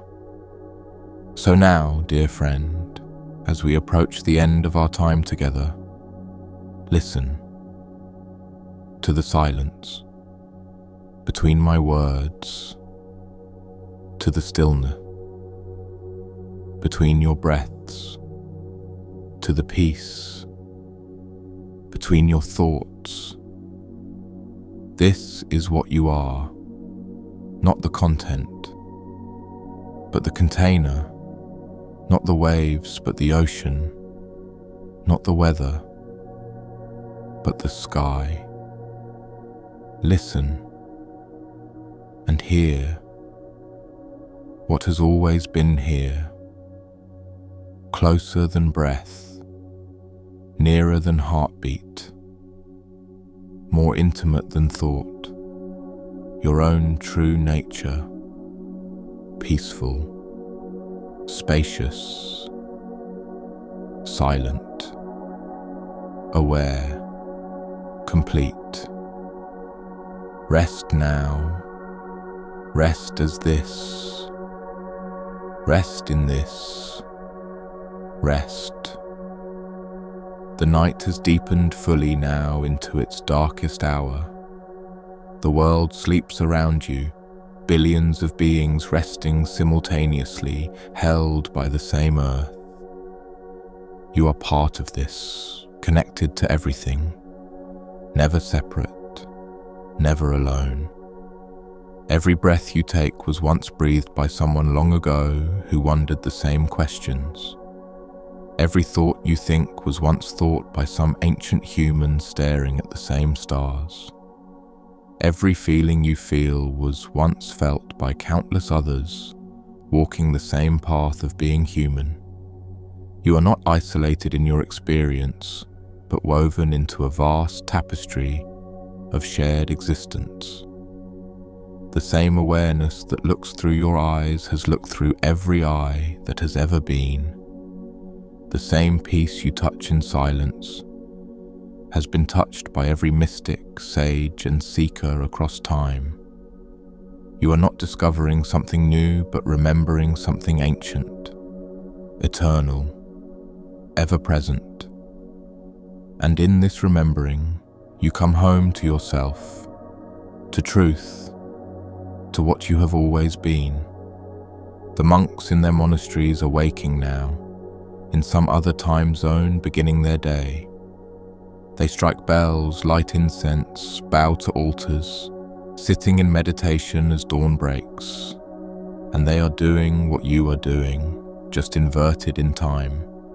They are seeking the same peace you touch now in darkness. They are releasing the same clinging you release now in sleep. They are discovering the same silence you inhabit now in rest. The practice is the same whether in meditation hall or bedroom, on cushion or in bed.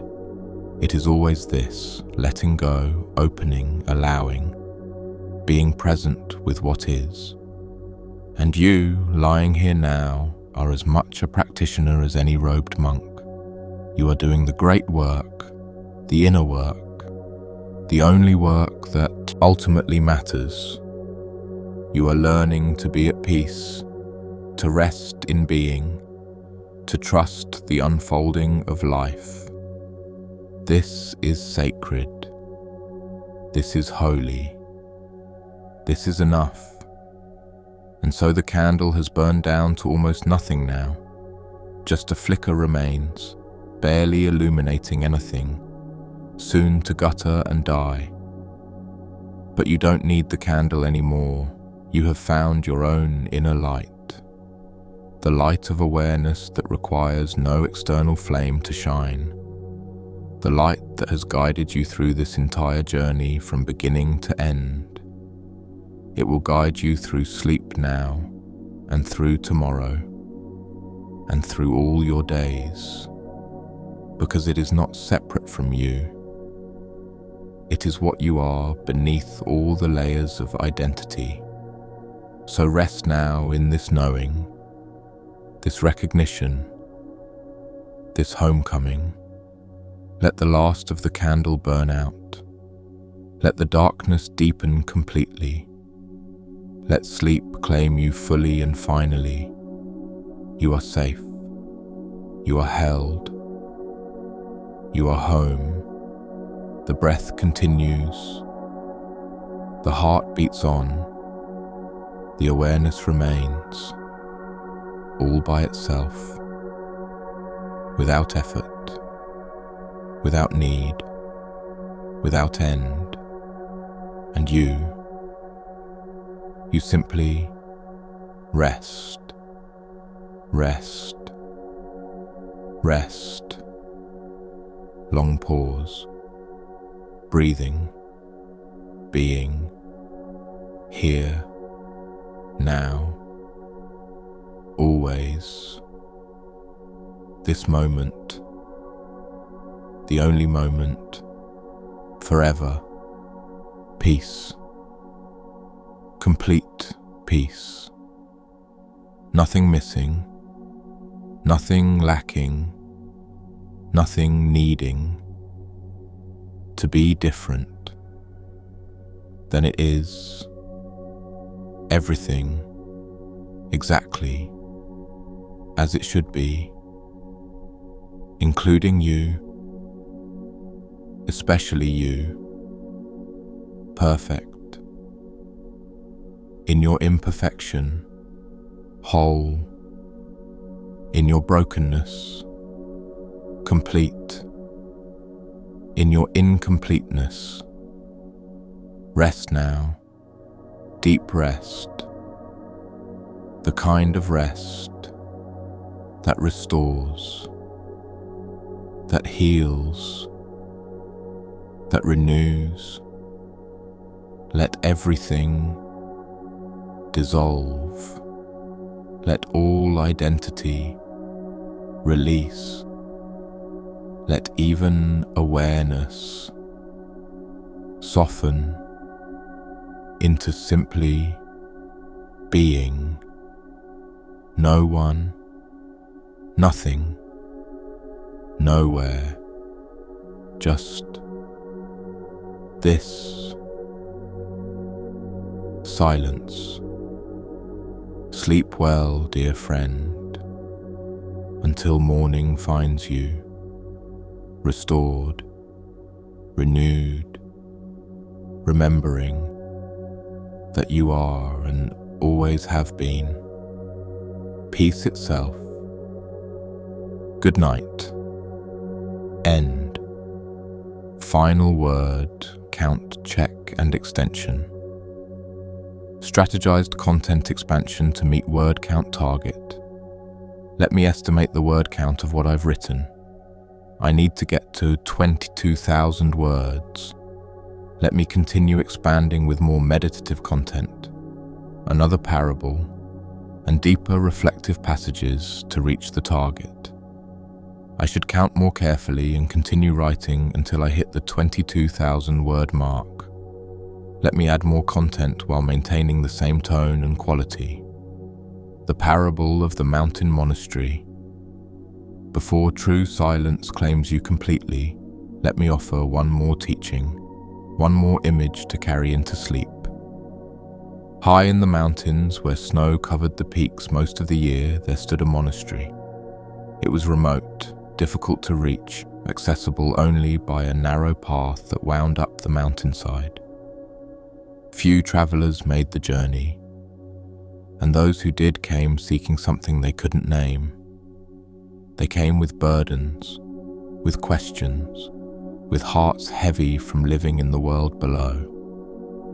The monastery held only 12 monks, led by an abbess known for her wisdom, compassion. She had lived on the mountain for 60 years, arriving as a young woman seeking answers.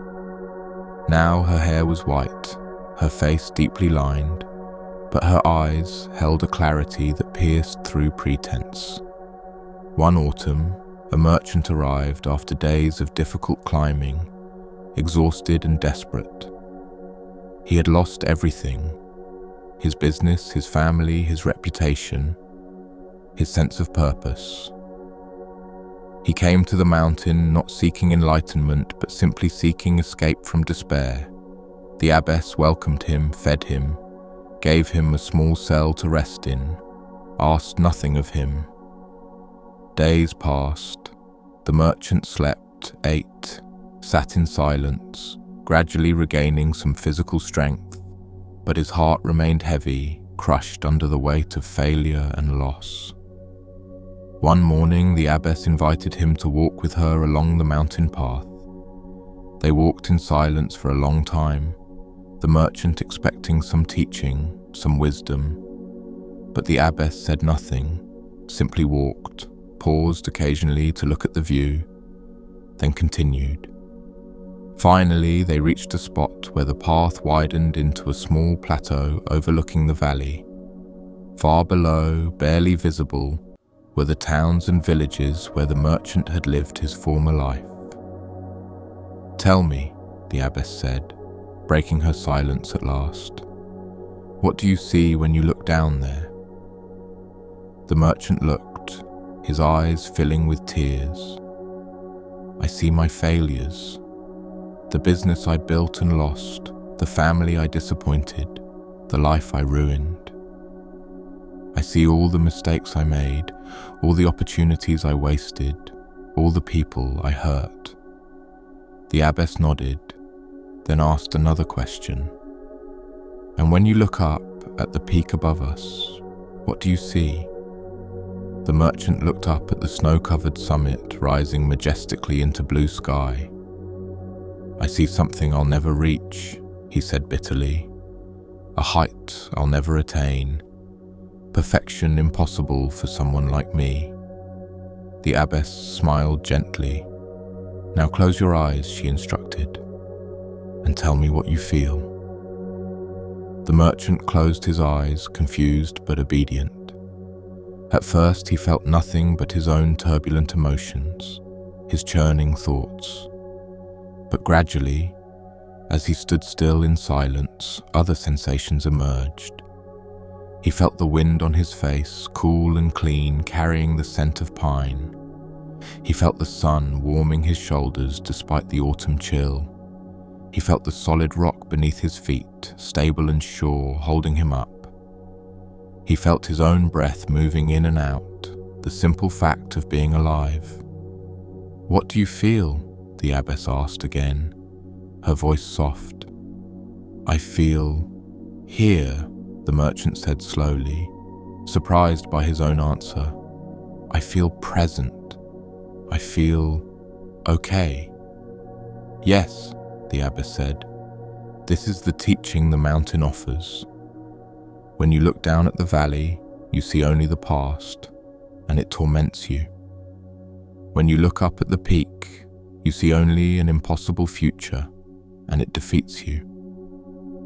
But when you close your eyes and simply feel where you are, you discover this moment. And in this moment, right now, are you okay? Are you breathing? Are you alive?" The merchant opened his eyes, tears streaming down his face. But they were different tears now. "Yes," he whispered, "right now, in this moment, I am okay. The past has happened and cannot be changed. The future has not happened and cannot be controlled. But this moment, this breath, this heartbeat, this I have, this is real." The abbess placed a hand on his shoulder. "You came to this mountain to escape your life. But what you needed was not escape. It was to discover where life actually happens. It happens here, now, in this present moment that you have been running from. Your past does not define you unless you insist on living there mentally. Your future does not defeat you unless you demand it be certain and controllable. What defines you is how you meet this moment, and this one, and this one. Each moment is a fresh start, a new beginning, an opportunity to simply be." They stood together in silence for a long time, the merchant learning to rest in presence. The valley below held his past. The peak above represented his fears about the future. But here, on this plateau, in this moment, he was simply a man, standing on a mountain, breathing. And that was enough. That had always been enough. That would always be enough. The merchant stayed at the monastery for several months, learning to live in the present. The monks taught him nothing complicated, no esoteric practices, no secret techniques. They simply showed him, again and again, how to return to this moment when his mind wandered, how to notice when he was lost in past regrets or future anxieties, and gently come back to now. Eventually, the time came for him to descend the mountain and return to the world. He had not solved all his problems. He had not erased his past or secured his future. But he had learned where life actually lives, not in memory or imagination, but in presence. He bowed deeply to the abbess before leaving, gratitude thick in his throat. "Thank you for showing me the way," he said. She shook her head gently. "I showed you nothing. The mountain showed you. Your own experience showed you. I only asked you to close your eyes and notice where you actually were. This is all any teacher can do, point you back to your own direct experience of this moment. The rest, all the peace, all the wisdom, all the healing, is already there, waiting to be noticed." The merchant made his way down the mountain path, but he was not the same man who had climbed up. He still carried his history, but he did not carry it as a crushing burden anymore.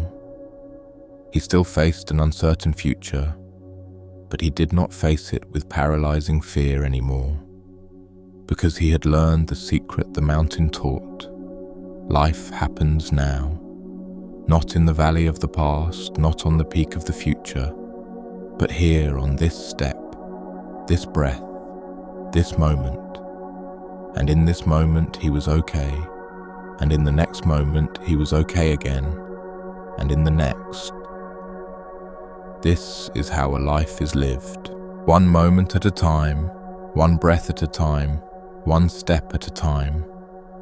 Not perfectly, not without stumbling, but with presence, with awareness, with acceptance of what is. And you, dear friend, lying here in darkness, are standing on your own mountain plateau right now. Perhaps you too have been looking down into the valley of your past, replaying old failures and regrets. Perhaps you too have been looking up at the peak of an imagined future, feeling inadequate and afraid. But right now, in this moment, close your eyes and feel where you actually are. Feel the surface beneath you, solid and supportive. Feel the air moving in and out of your lungs, sustaining you without effort. Feel the weight of your body, the warmth of your skin, the beating of your heart. This is real. This is now. This is where life actually is. Not in your memories, however painful or precious. Not in your fears about tomorrow, however real they seem. But here, in this breath, in this darkness, in this moment of simply being. And in this moment, are you okay?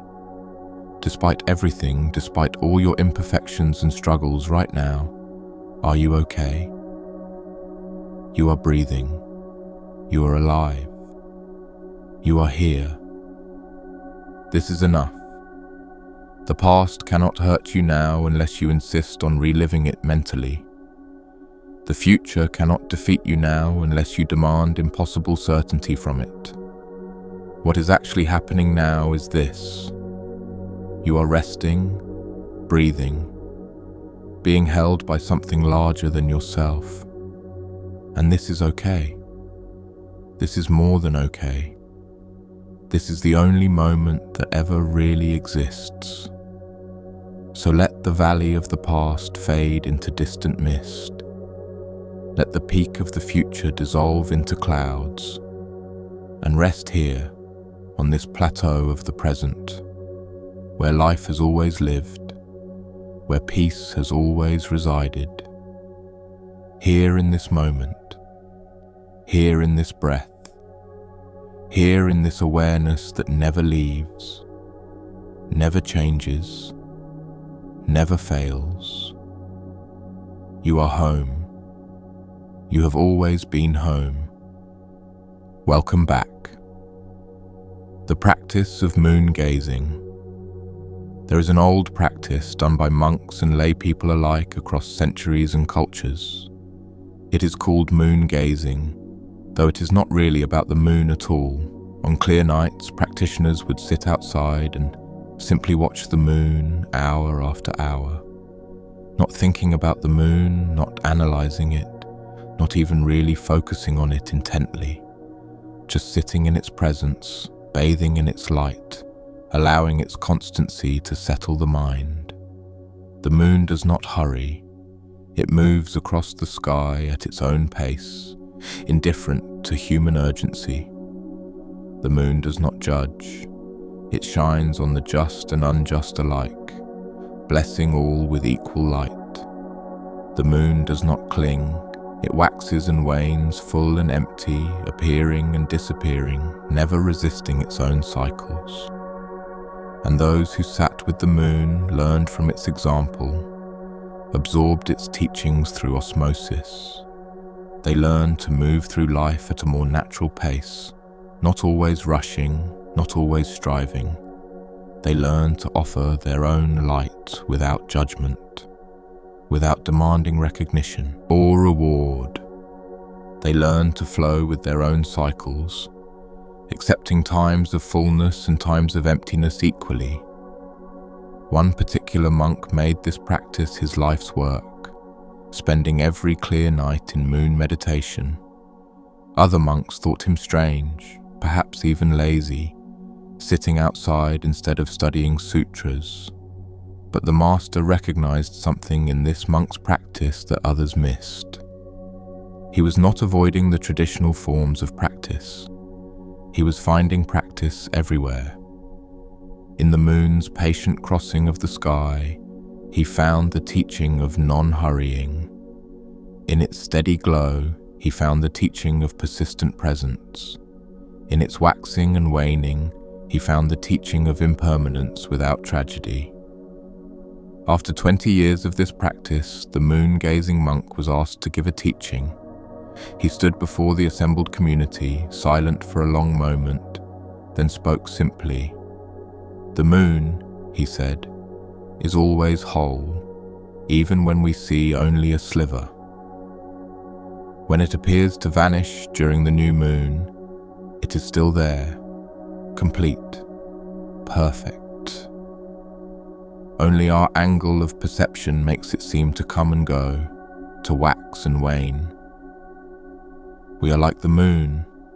Our true nature is always whole, always complete, always present.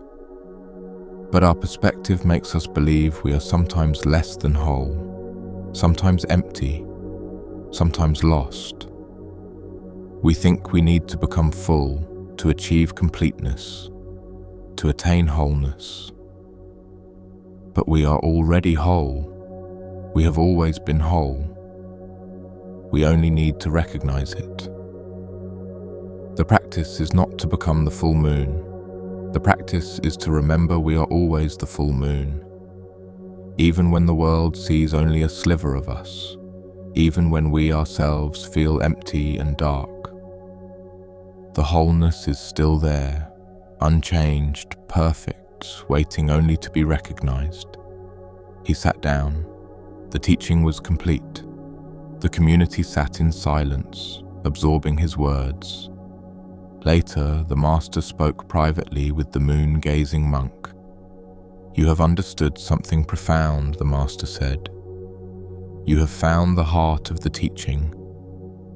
Most people think spiritual practice is about transformation, about becoming someone different. But you have discovered it is about recognition, about seeing what has always been true. The moon does not practice becoming round. It is always round, even when obscured. We do not practice becoming enlightened. We are already enlightened, even when obscured by ignorance. The practice is only to remove the obscurations, to see clearly what has always been present." The moon-gazing monk smiled. "The moon taught me," he said simply. "I sat with it, night after night, and gradually I saw it does not try, it does not strive, it does not doubt itself. It simply is what it is, moving through its cycles naturally, shining when visible, present when hidden. And I thought, this is how I want to live. This is the freedom I seek. Not the freedom to be always full, always bright, always visible, but the freedom to be whatever I am in each moment, without resistance, without judgment, to shine when it's time to shine, to rest when it's time to rest, to wax and wane as nature intends." The master bowed to his student, honoring the wisdom that had emerged from such simple practice. And that night, as the monk sat under the moon once more, something profound happened. He realized he was no longer looking at the moon as something separate from himself. He was the moon. The moon was him. There was no separation, no division, no gap.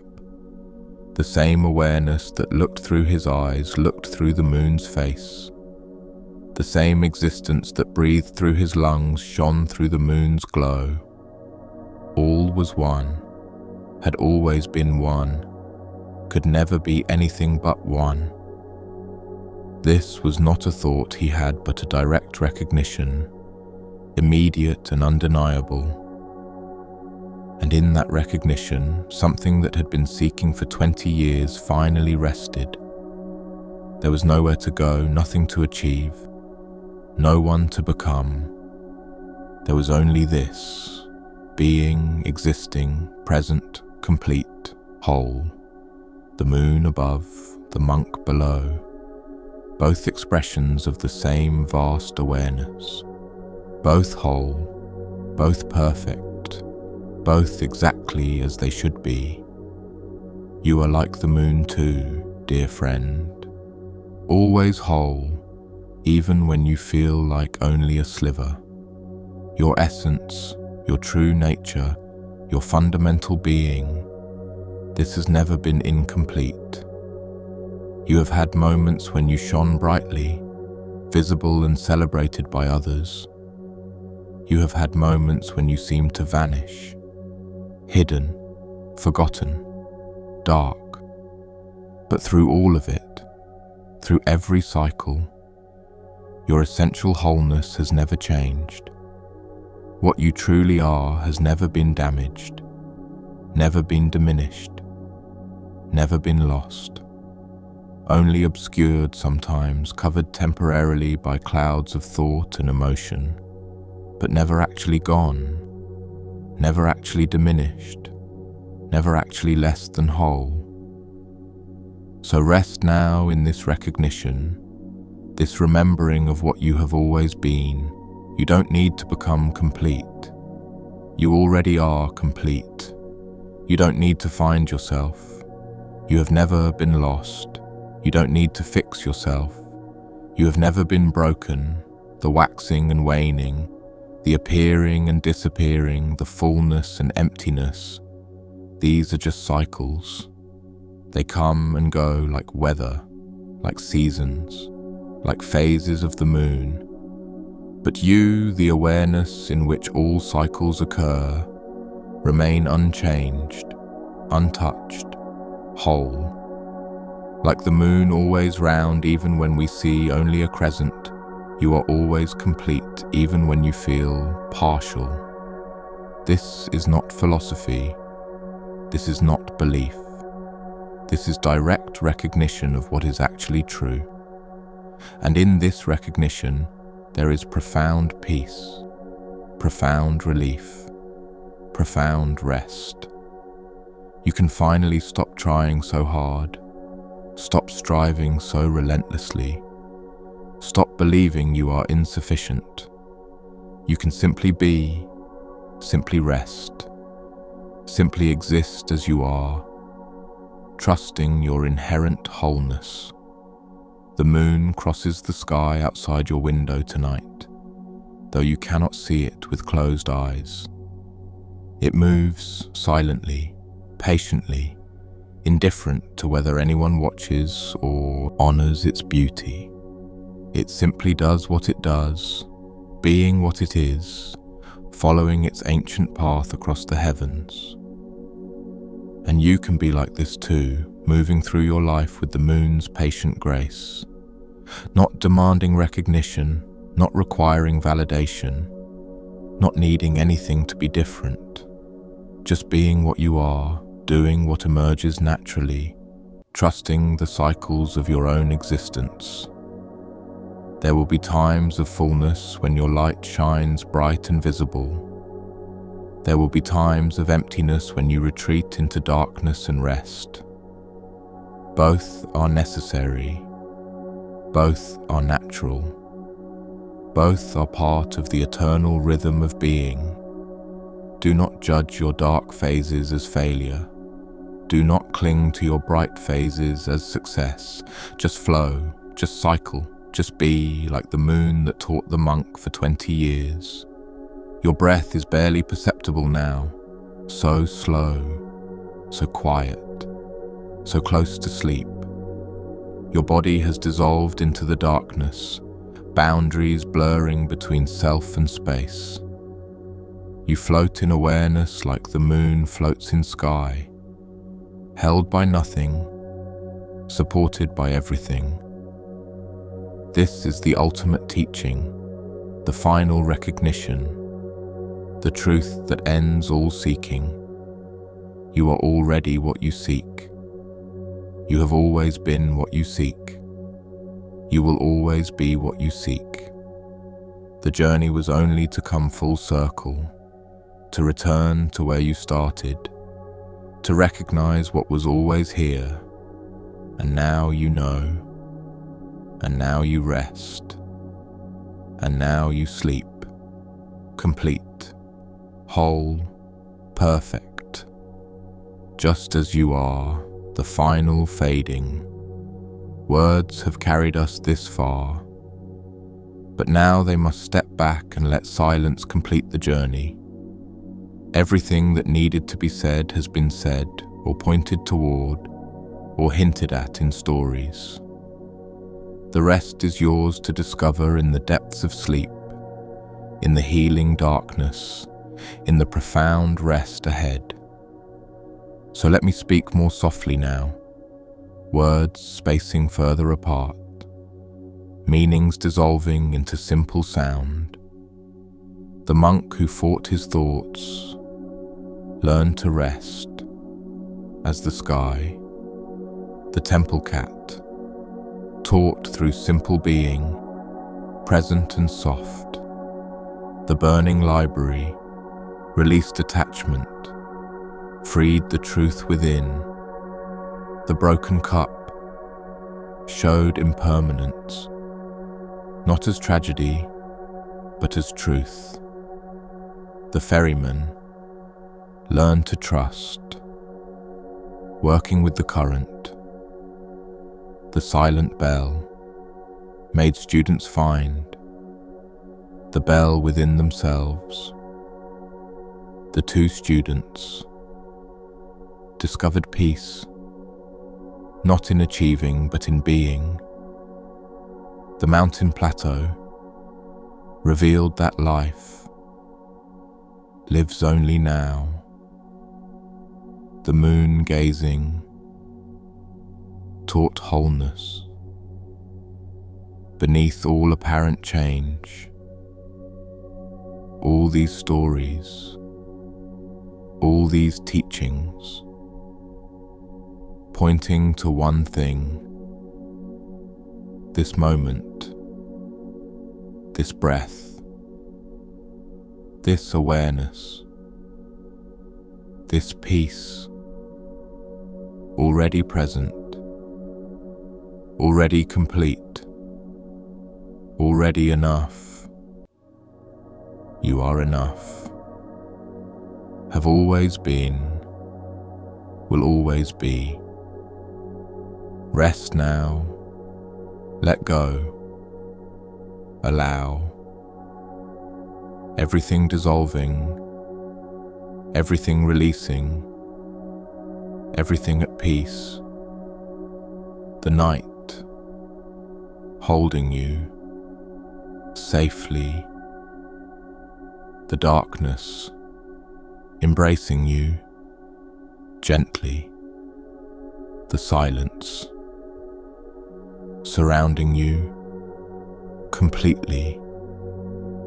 You are here, safe, home, breathing so quietly, barely moving, almost sleeping, almost gone, into the depths, into the healing, into the peace that has no opposite, that needs no reason, that asks nothing, just is, was, will be, forever, this, and now, finally, sleep, pure sleep, deep sleep,